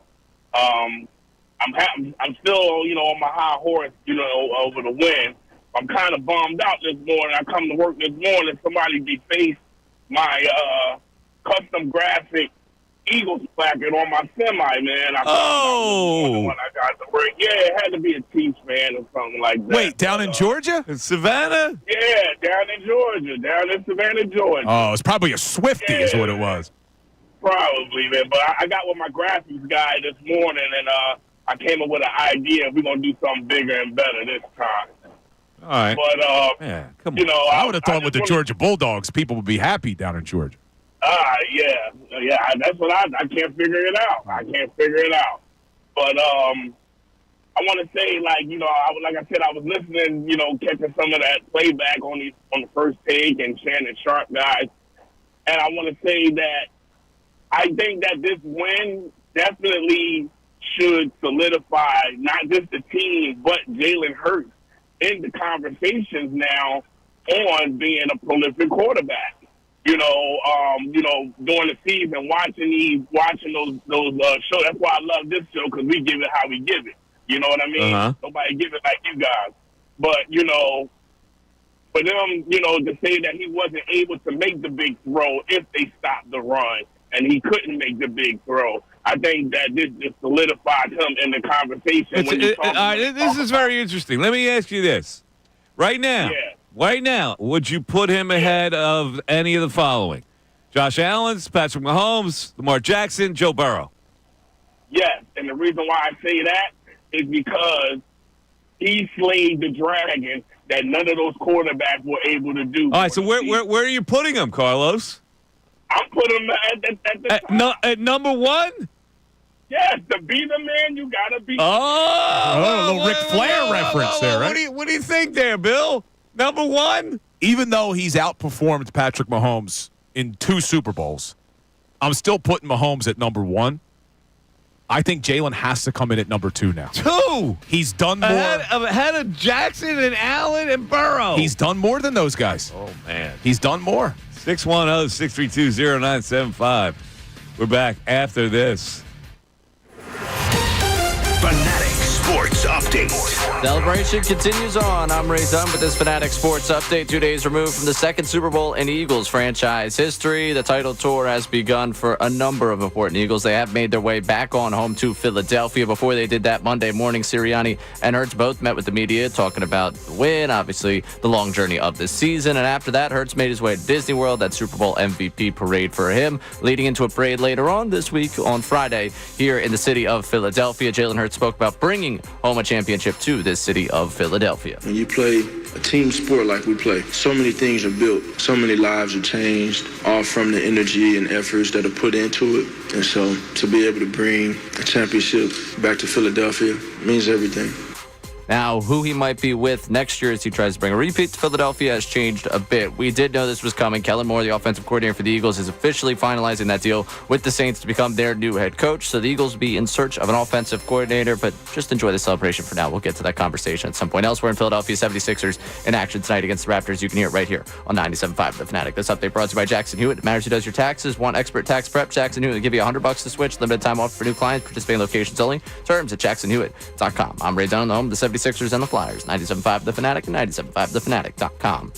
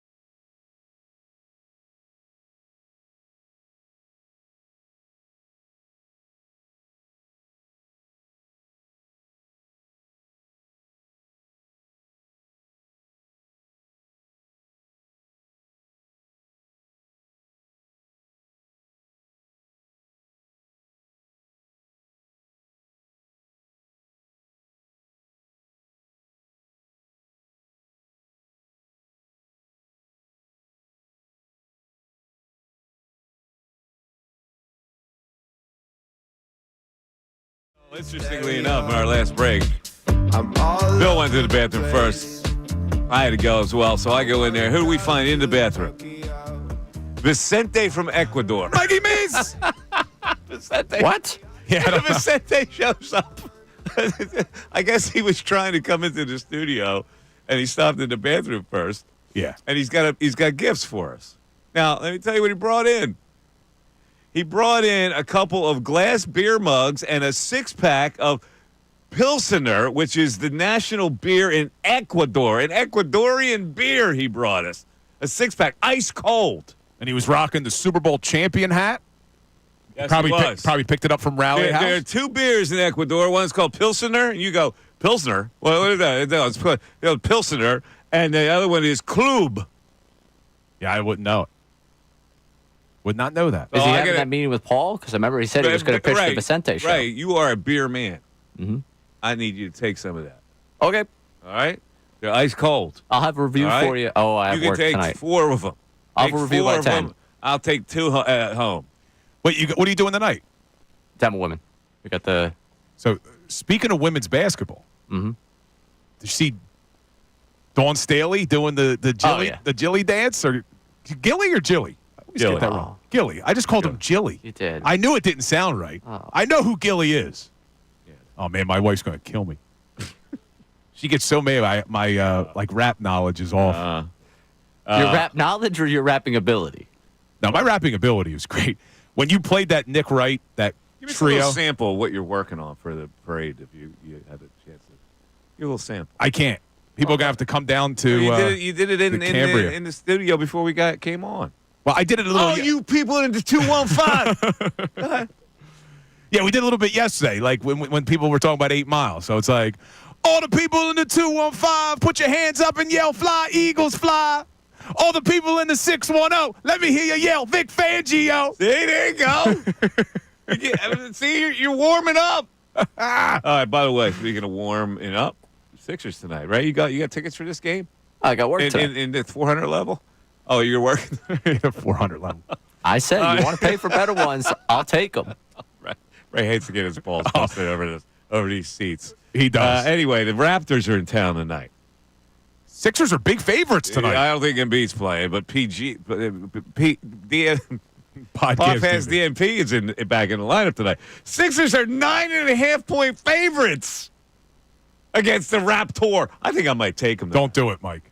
No, I think I might take I told you can't trust this Sixers against team. the Raptors. No, they're just they stink. Here's what bothers the me. Raptors are 4-21 on the road. But you can't trust the Sixers to win, and you can't trust the Sixers to lose. They're so unpredictable. I'm not putting any money man. on. I think I might lay the 9.5 tonight against the Raptor. Wait, Scotty Barnes is going to have a bad game. They're going to defend them. So you're going to not even take the money line. You're taking them to cover the 9? I may take the cover the 9. It's a Money mistake. line's probably like outrageous. You're going to be so frustrated with this team tomorrow. Money line's got to be like 400. Yeah, see, that's another reason that Ray and I don't want you betting on the Sixers. Why is that? Because inevitably, when they let you down, you're going to come in here with a red ass. No, they won't let me. Money line minus 430. Yeah, see, minus 430.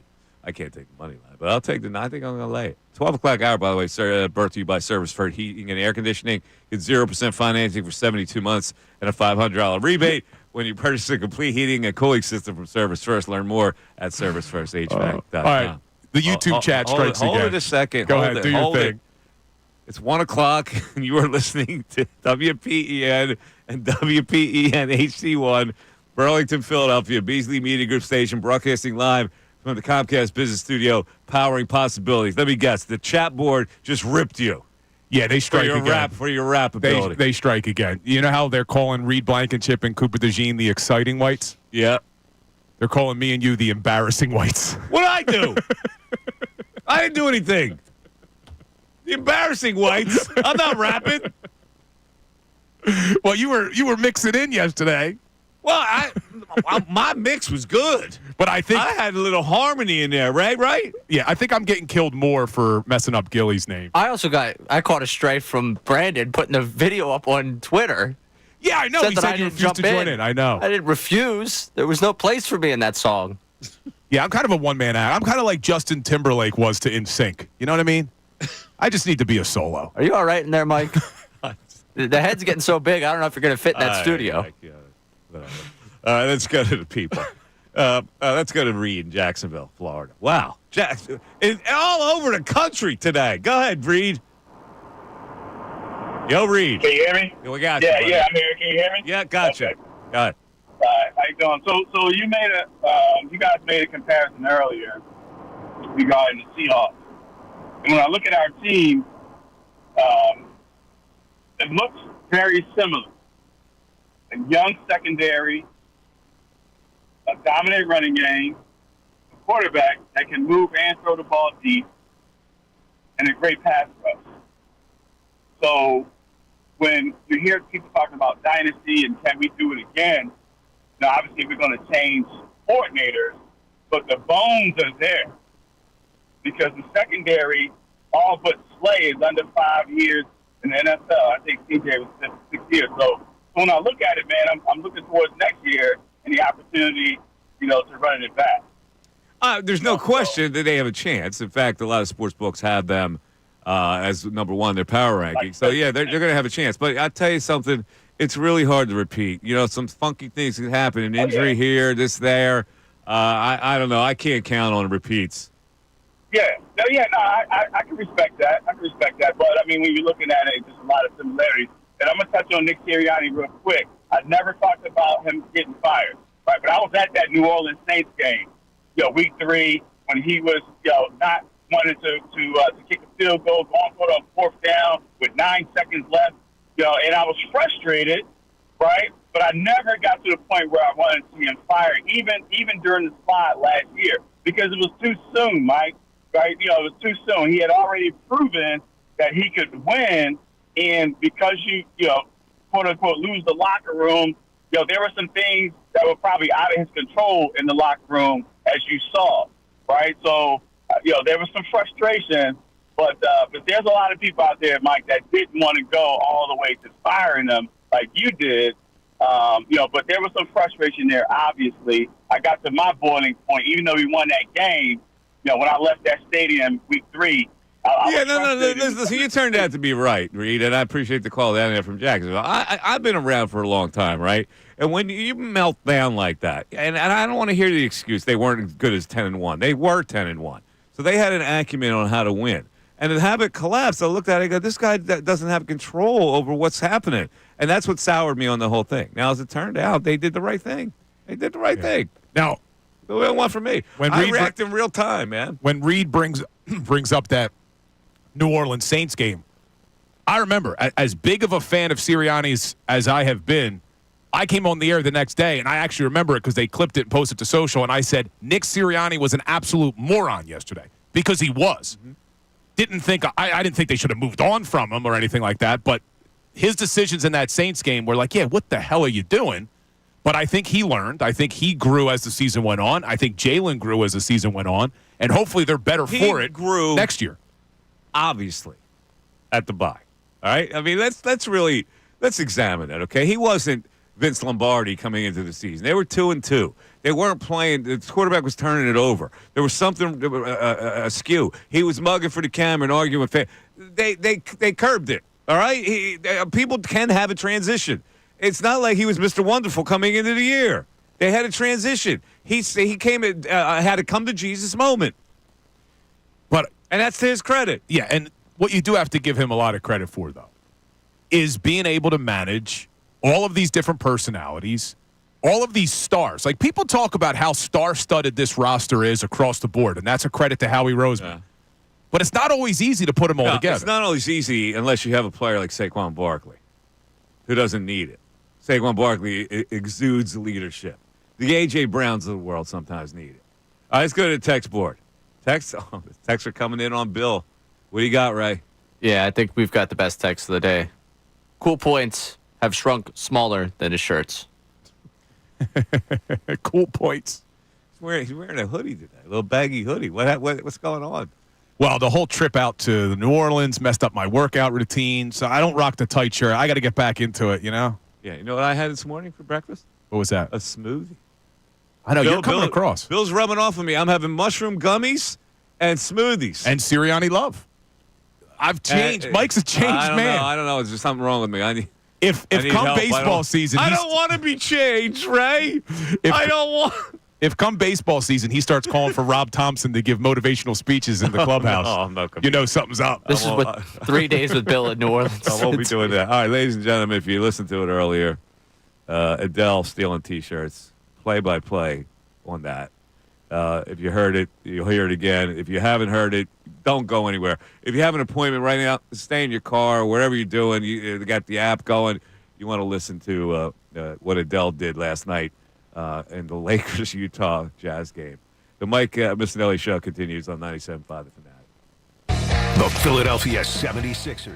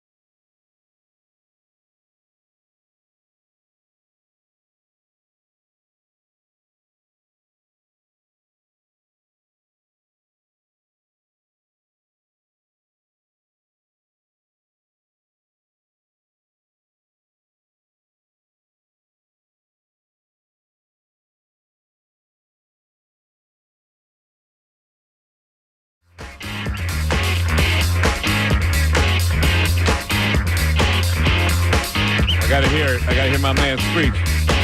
Go ahead, baby. Go. Outside, Jerry's loving All right. Mike Missanelli Show, 97.5, The Fanatic. A little earlier, we went over this golden moment after the Utah Lakers game last night. It was Luka's debut for the Lakers. Played, 20-some minutes, 15 points.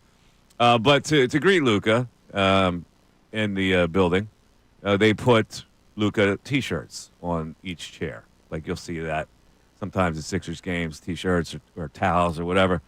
And this was Luka T-shirt. It said the Lakers in front, his number, Luka on the back. So it was on every chair.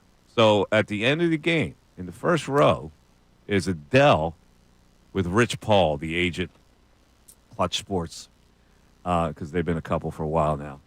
And at the end of the game, Adele starts gathering these T-shirts. And it was caught by the Utah Jazz play-by-play announcer. It's gold, man. This is gold. And what's his name again? I forget. David Locke. Danny Locke. David Locke. What's it? Dave Locke? David Locke. So here's the play-by-play after the aftermath of the Lakers-Utah game last night. Dirk Nowitzki still sitting courtside. Adele still waving at Ron Boone. Hi, Adele. Adele looks to be taking her Luka Doncic shirt, wrapping up. She's got 5 of them. Adele's got 6 of them.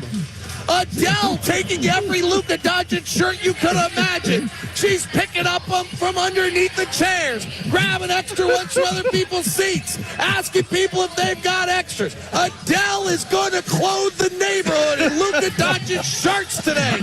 She's got 7 of them underneath her left arm, wrapped up, as she now switches under the right arm, wondering whether she can handle it. She and Rich Paul leave. She gives it to her assistant. Her assistant has now got the contraband. He's got an extra shirt, an 8th one as he walks out. And Adele stands to leave. The assistant with the stolen T-shirts in Los Angeles as Adele and Rich Paul move out. And Adele has taken 8 different Luka Doncic T-shirts. Oh my gosh, the travesty of it all. Timeout in Los Angeles. That is classic, man. That is so damn good. Come on, man. Adele and Chris Come on, Rich. You got to curb Rich. You're right next to her. Yo, baby. Yeah. I know what she did. Rich Paul and Adele combined close to $1 billion net worth, probably. Oh, my God. Stealing T-shirts with probably like a brought to you by Acme on the back.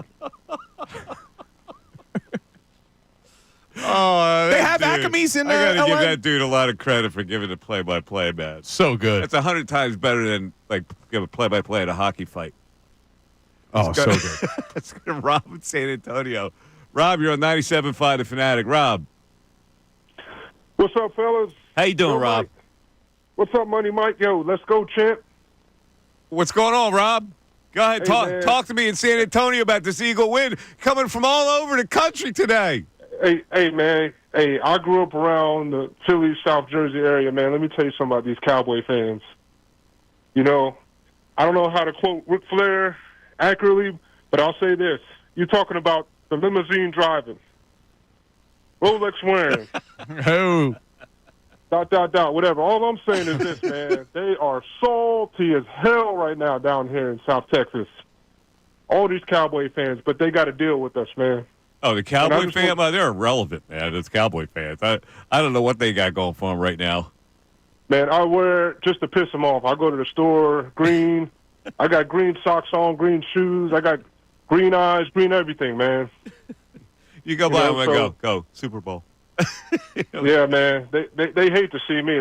They got to deal with their stuff, man. That's awesome, anyways, hey, I just wanted to say congrats on the Super Bowl, and it feels great to be up top, man. You got it, buddy. Thanks, Rob. Awesome. Can you imagine all these calls we're getting for Eagle fans representing all over the country today? The true America's team, Philadelphia Eagles. Let's go to Jamie in Washington, D.C. What's up, Jamie? What's up, fellas? Man, that line's a busy line today, man. Yeah, it's been very busy today. A lot of people want to chime in today. Very, very domestic, too. I love it. We're all over from the east to the west, to the north to the south, man. It's crazy. Nation. I love it. Yes. Is this, in your careers as radio broadcasters, have you ever experienced anything similar to this where, okay, we win one, right? Oh, yeah, Tom Brady or whatever. But this, how are you guys feeling? It's pretty surreal because you're talking about a city that they couldn't win one for such a long time, and now to have two in an 8-year period and have gone to another one, it's crazy to be regular winners. Yeah, it's almost like a pedigree, and I think about that young generation, you know? Yeah, like Hey, Ray. Bill. Ray thinks it's all gravy and mashed potatoes here. Hey, Bill, you've been handling yourself very humbly and virtuous throughout this whole position and experience Virtuous? with your very virtuous, very humble. Yep. I'm a modest guy, man. You know, he may not be a rapper, but the man had some sense when he was. I don't know. I thought him when he was out there. good with everybody in the 215, 610, big fans. I thought it was all right. And the 703, it sounded a little bit. It was good. It was good. But guys, I just appreciate the call. I'm so thankful for the organization. You guys, I mean, Jalen Hurts, all he does is win. He's had many, many offensive coordinators, many, many coaches. All I do is win. That's all he does, man. And he just has that smile, that kind of demeanor. You know, you guys shared about long. There you go. There we go. Very focused. For it is written, as he said. So you guys take care. Thanks for taking the call. Go Birds. Have a great time on Friday. enjoy it, man. Enjoy it. Man keeps the main thing the main thing. And he said, I know. Jalen's had a lot of play callers. He's going to get another one. The best kept secret of Kellen Moore going to the Saints has become official. But how about we bring Brian Johnson back? He had a good year. Brian Johnson had a decent year in Washington. He rehabbed himself. Might as well bring him back. Well, look, he was a good quarterback coach here under Shane Steichen. It just didn't work out as offensive coordinator. Vicente is checking in here. Vicente didn't have enough of us. Is he in the bathroom? Yeah, Vicente, where are you? Hola, Mike, you mean? No, Vicente, where are you? I'm in the lobby of the Beasley Corporation. ¿Dónde está? Anyway, I just wanted to mention this Friday I was participating at the Philadelphia rally on NBC Sportscast at the Xfinity, and I had a chance to talk to Mayor Sherelle Parker, and I said, Mayor, with all due respect, I'm from Ecuador, and I know and my siblings know how to spell EAGLES, Eagles. Come on.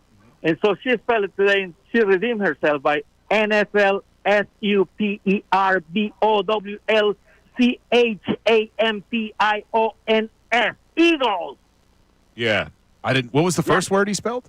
NFL champion. Right? The Super Bowl champion. NFL. NFL, yes. NFL.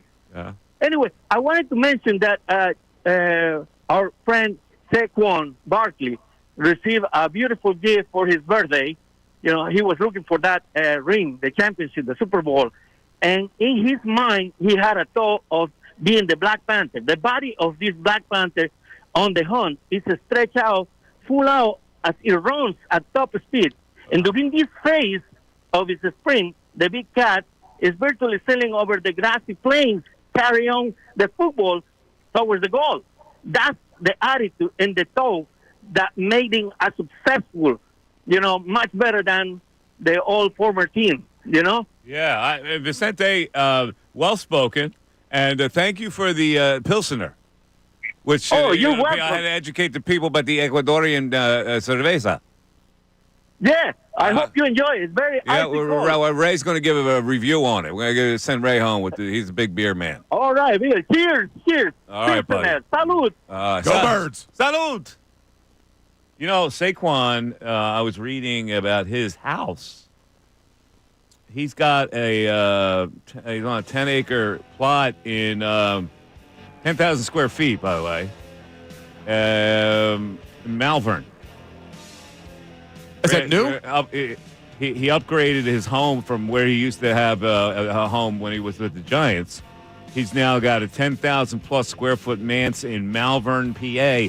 And he said, it looks spectacular. So they have an aerial view of it. He purchased it, 6-bedroom, 9 bathrooms. Come on. $3.9 million. 5 acres of land. Sounds reasonable. 9 bathrooms. 9 bathrooms. Mike Missanelli Show continues, 97.5 Fanatic. Fanatic Sports Update. Just keep on celebrating. I'm Ray Dunn. This update is brought to you by CSB Media Arts Center in Cherry Hill. Discover your future at the CSB Media Arts Center in Cherry Hill. Skills-based training in broadcast media, filmmaking, and more. In just a few months, visit GoCSB.com for a tour. That's GoCSB.com. The Eagles still basking in the afterglow of their second Super Bowl title. This one coming on Sunday, a 40-22 victory over the Chiefs in Super Bowl 59 down there in New Orleans. They now get to embark on the title tour, which included Jalen Hurts and Nick Sirianni speaking to the media before they left New Orleans yesterday. Hurts immediately going down to Disney World. He gets the nice Super Bowl MVP parade. He's getting a chance to go on the Tonight Show sometime this week with Saquon Barkley. And then, of course, the big parade this Friday here in the city of Philadelphia. Here's Jalen Hurts talking about what it means to bring a title back to this town. When you play a team sport like we play, so many things are built, so many lives are changed, all from the energy and efforts that are put into it. And so to be able to bring a championship back to Philadelphia means everything.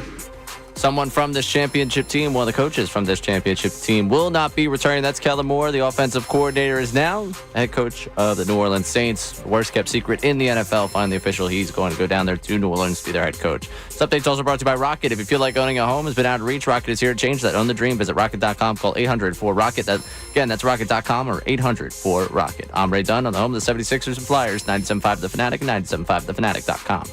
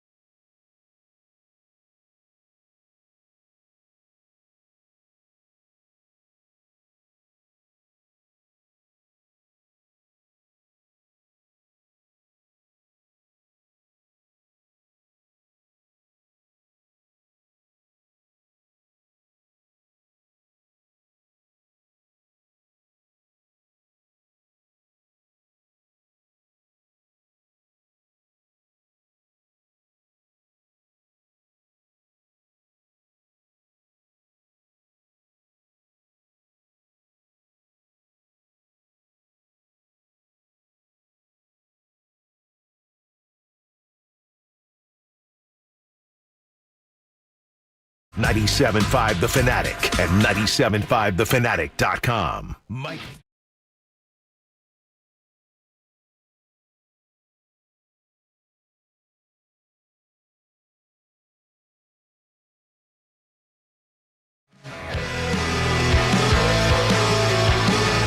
Friday, Mike Missanelli Show and Kincade Salciunas will be broadcasting live downtown from the Cambria Hotel in Philadelphia, 219 South Broad Street. You do not want to miss the show. We'll be right in the teeth of when that parade starts at 11 o'clock right here on 97.5 The Fanatic. We have the parade route confirmed.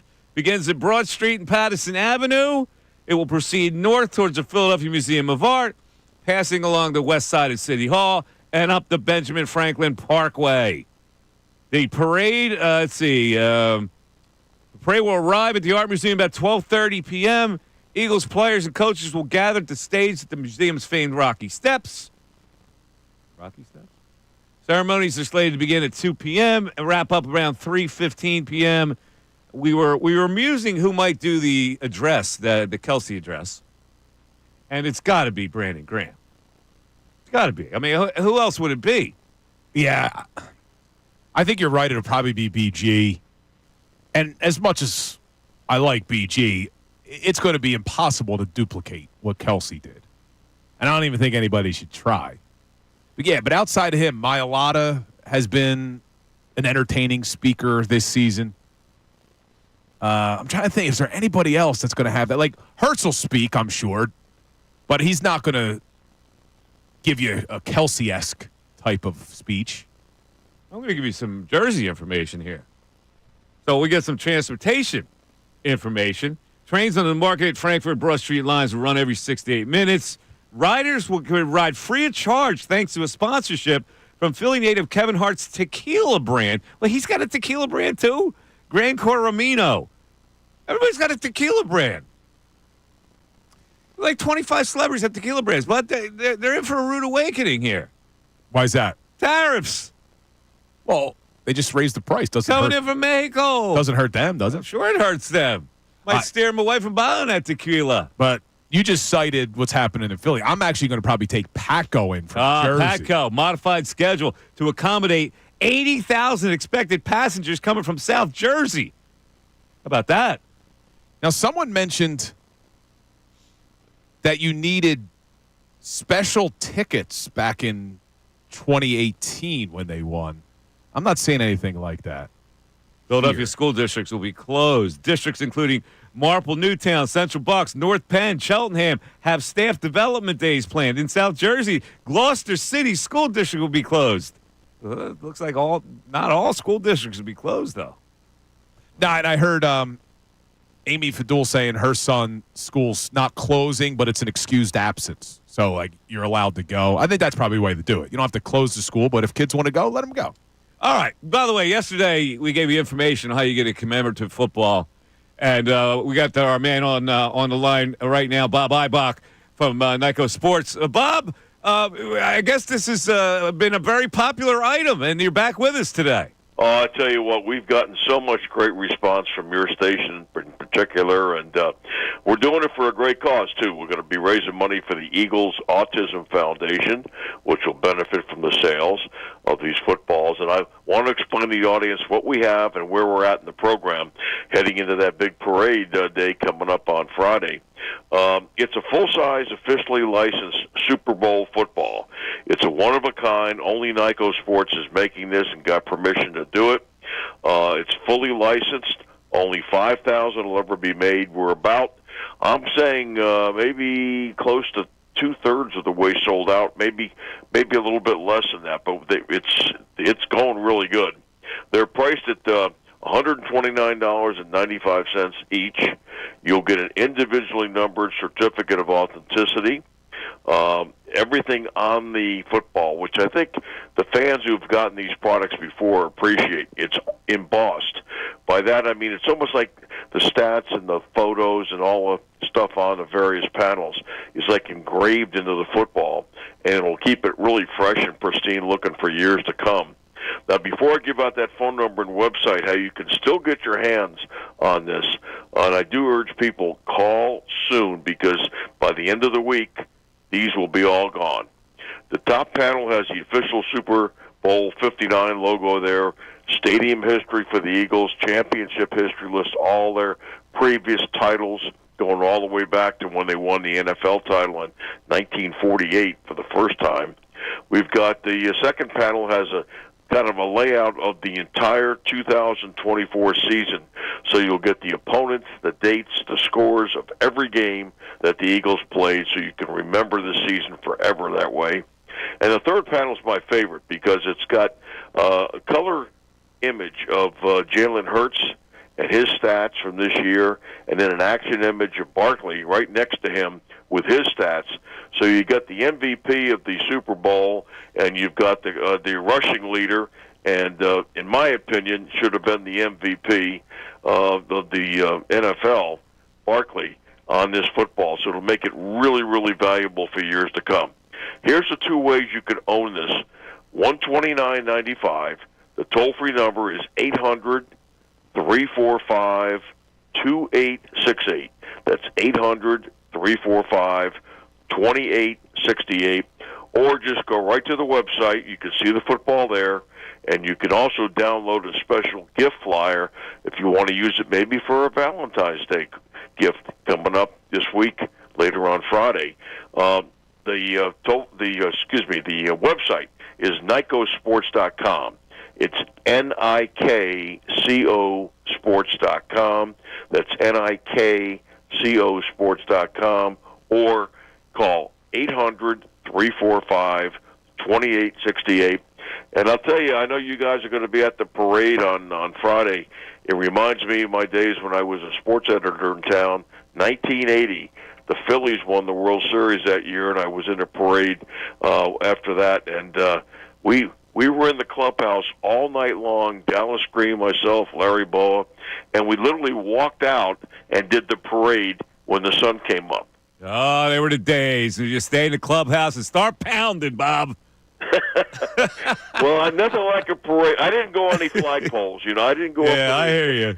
But that was quite a parade that year. That was like one of the first monster parades. The Flyers had one a few years before that, but that Phillies parade was crazy. Yeah, it was great times that year. If you remember, all four major league teams went to the that is correct. The finals. Yeah, that was a big year. And the Phillies were the only ones to win it, but everybody was in the finals that year. The Sixers, the Flyers. Can you imagine that? And the Eagles. How about that? We're hot times in Philly. Oh, all right, Bob. Appreciate it. Thank you. All right. Listen, have a great day. We'll be in touch. All right, there he is, Bob Outback, NICO Sports. You want to get that football? That's very nice. Yeah, there you go. By the way, that football for Valentine's Day. Hey, ladies, you might get your man that, right? It's funny. I said to my wife last night, I said, listen, it's Valentine's Day. No gifts, please. I don't want to start that. Oh, it's not a gift day. Wait. Hold on. You've never done the Valentine's Day gift for your wifey? I have. I'm saying now that we're married, it's like, all right. Now that you're married, there's more reason why. Well, we're actually. Keep it fresh. We're doing dinner tonight. All right, dinner's nice. So actually, our first date night after the baby's been born. Let me ask you a question. You're one of these guys that, you go to the lingerie route? Nah, never done that. See, I never understood the guy buying the lingerie. Me either. I always thought it was the women's responsibility to buy the lingerie. Well, that entire premise is how Victoria's Secret started. Yeah. Right? A guy said, there's nowhere I can go to buy sexy lingerie for my wife without feeling like a creep. No, it's kind of pimpish, isn't it? It's not my thing. Buy lingerie for you. Here, put this on because I want you. Maybe the woman what about wants to feel sexy? She picks out something. What about guys your age? They go to lingerie route at your age for their significant others? I probably think it's a 50-50 split. Yeah? What the kids these days going lingerie route? Now, I remember, I won't reveal him because this would be embarrassing for his wife, but I remember one of my buddies telling me he bought his wife lingerie, and he goes, and it didn't look like it did on the mannequin. Wasn't as nice. That's things you don't say on the air for 100. Not right, man. Mike Missanelli Show continues back after this.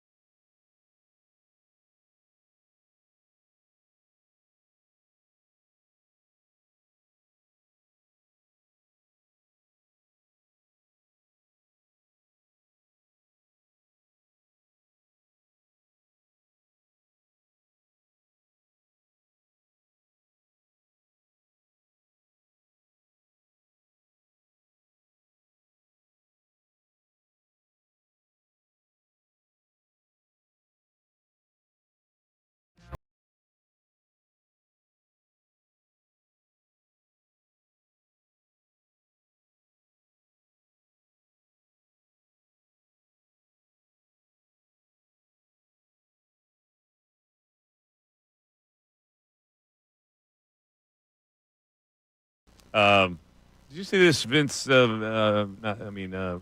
Rock, Lauren Boebert thing. No, you mentioned it earlier, but I didn't see Yeah. it. So Kid Rock gave Lauren Boebert a lift back to the hotel after a Trump thing. They were spotted getting into a cab together in Washington D.C. at 2:30 a.m. as the parties started to wind down. The Trump party started to wind down, and they don't have any information about whether they went into the hotel together. But apparently, Lauren was totally transfixed by the rock star, yapping away, doing a little dance and clapping like she was front row at his concert, basically giving Kid Rock all the hype he needed. Your thoughts? I don't really have him. I don't really care about Kid Rock. He does nothing for me. Well, of course you don't care about Kid Rock, but Lauren Boebert being the, butana she is, leaving with Kid Rock, you think something will happen. Yeah, Lauren Boebert's the one that was at the movie theater. Is that her? Yeah. Yeah. Yeah, that's her. Bill. Okay. Just trying to figure out where our heads are She's today. getting felt up, as they used to say. Yeah, I remember now. Ray, you have any opinions? It was Beetlejuice they were seeing. It was a play. Oh, they were a play, not a movie theater. To each his own. Ray, is the movie theater still a date spot for young kids? The way Bill just moves off For stuff. young kids. He just moves off stuff, right? Ray, dude, you can tell when he's uncomfortable. I'm punting to Ray. He's uncomfortable with something. Ray, Yeah, that's my go-to, man. He turns right to me. Ray, you got anything on Ray, this? what do you think about it? Ray, Save me. Oh, man. All right, let's go back to the phones. Mike's in Orlando, Florida. My God, we have anybody local today that called? It's been all over the country. Mike, you're on 97.5 The Fanatic. What's up? Hey, what's up, Mike? How's it going, guys?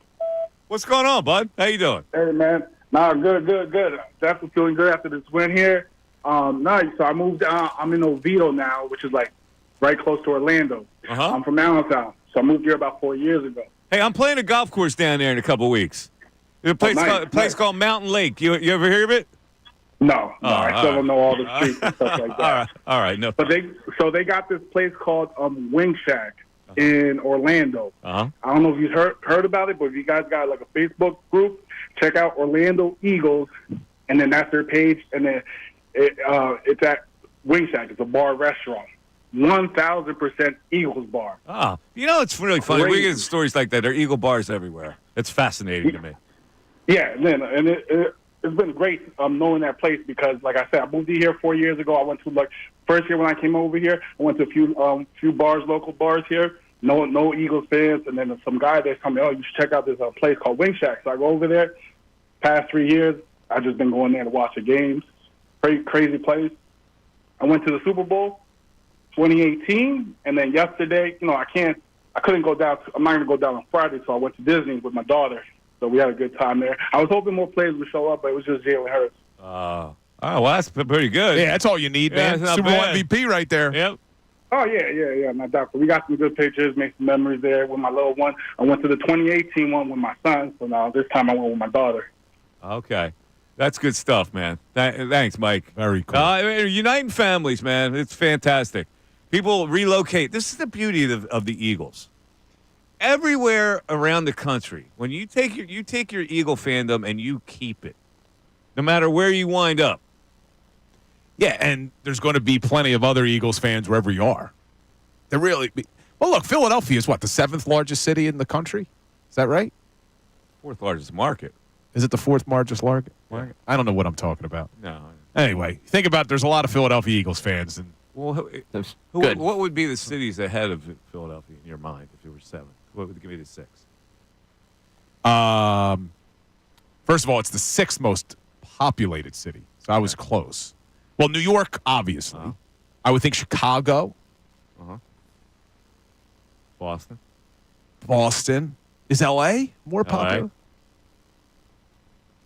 As far as the markets go, I think it goes New York.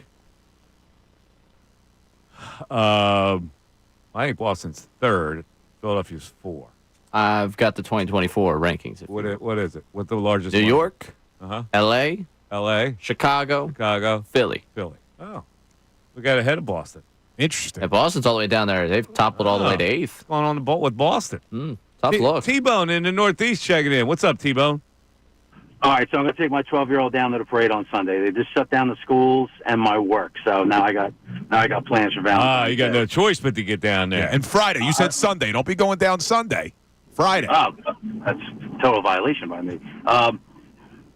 They can plug in an offensive coordinator and not miss a beat next year. Losing Kellen Moore isn't the end of the world. I totally agree with you. All right, so here's my legality question: Is this a violation? Everyone was trying to get a commemorative inquiry yesterday, and they couldn't find any. They printed a very limited amount. Uh-huh. My Wawa just got a fresh delivery. I bought 15 of them. Is that a violation? No. Is it a violation to sell them at a markup? That's like the people. That's like the people who bought toilet paper during COVID. Listen, knock yourself out. Collectors are all over the place. They do that kind of stuff. You got no problem with that? I got no problem whatsoever. You took the initiative to get down there. You scouted it out. And fresh supplies coming in. You took advantage. Bill thinks it's a violation. I don't think. I went to 10 Wawas. Nobody had them. Look at that. So you were in pursuit of them. I like it. And I'm standing at the 11th one, and a guy throws the whole bundle right. Then you hit the jackpot. I don't have a problem. You got a problem with that, Bill? Slight violation. Why? Well, he went to 10 different he's ones. Hanging around getting autographs from kids and selling it. He's getting papers from He went to 10 different papers. ones. He went to 10 different ones to find one. No. And then he wiped out the one that he got with getting 15 of them. 15, he didn't wipe it out. So now 14 other people aren't going to have them. You snooze, you lose. I think the guy had the initiative to do it. I'm surprised people still want the He went inquiry. on a hunt. Still want the paper. Saquon was holding it up. Yeah, the one that says Petty and champs, right? Lansdowne. Petey, I'm sorry. Petey, you're on 97.5 The Fanatic. What's up, Pete? Hey, how you doing, buddy? What's going on? What's up, Petey? Hey, can you hear me? No. Yes, I can. Yes, I can hear you. Yeah, I'm so that Super Bowl was just like I imagined it. I wanted nothing more than a Taylor Swift kick in the butt. They went in there and they showed out, and I was pretty much relaxing around third quarter. But I tell you this, I'm so happy for Jalen Hurts. He sat there with his cigar, playing his old school music, and he pretty much said, "Haters hate that." He went in there and he was a surgeon with those guys. And yeah, credit to the defense, they did that. But I'm just so happy we went in there and flat out blistered them. Go Birds! Look at that, Petey. Petey from Lansdowne. By the way, Ray said he walked all over town looking for a paper. Unbelievable. Nobody, anywhere. Really? Yeah, well, your boy's got 15 of them. You can probably pay $100 for They're it. mostly digital now. So, I would have printed the hell out of them. I don't know what the inquiry was thinking. I mean, that's a revenue source for them. They need revenue sources. Yeah. I'm curious. Where, when it comes to stuff like this, when you go to a hotel, are you a big seat saver at the pool?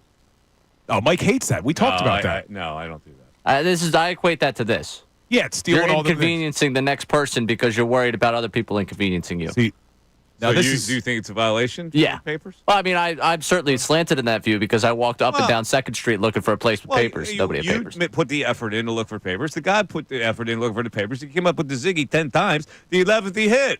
Yeah. So why is that a violation? So Michael Ponzio on our YouTube. You think he should only get one? Yeah, especially he's going for the markup. If you have 15 people out there that you know that need these and you're buying them for them, fine, cool. Yeah, if you're going for the markup, it's American enterprise, right? Suppose we got on your corner there in Fairmount, and he said, "Okay, I bought this for what's a paper these days? $2? I would have found out yesterday if I got there. Give me 10. Would you have bought it for 10? I think Ricky Bo said they were like $7. Wasn't it Ricky telling us really? yesterday? The commemorative ones? I think so. Suppose he said, I just bought 15 for 7. I give you one for 20. You in? I mean, I looked down and see what the price was online to get one before I start bidding against myself now listen, here. I know some people. It's right there in your hands. The guy's got one. Yeah, Instead of going online, $20. I know some people need money. I get it. But to make $13 off of a fellow Eagles fan? For crying out loud. $13. What's when he hitting the jackpot? He made $13 off of one paper. Good stuff, we're all one right now. We're celebrating the Super Bowl. You don't make $13 off of somebody. And Michael Ponzio on our YouTube chat, great show knowledge. He's saying selling marked up newspapers is worse than stealing the Luka Doncic shirts if you're Adele. No, it's not. It's not, man. It's American enterprise. No, it's not worse. It's than like a collector. A collector goes into a wine auction. He buys wine. Why does he buy wine? He wants to sell it for a profit. It's American enterprise. You go to an auction. It's the same thing. You get car collector. You buy a car and you want to keep it and then you can sell it later. It's the same thing. Listen, if anybody wants to make money, what you should do, get some Sirianni Love T-shirts made. I'll sign them for you. You'll be able to sell them for $100 a pop. Easy. We may have something here, right? Yeah, why would you say that? Why don't you take that to the business office here? Because I don't want to make money off of my fellow Eagle fans.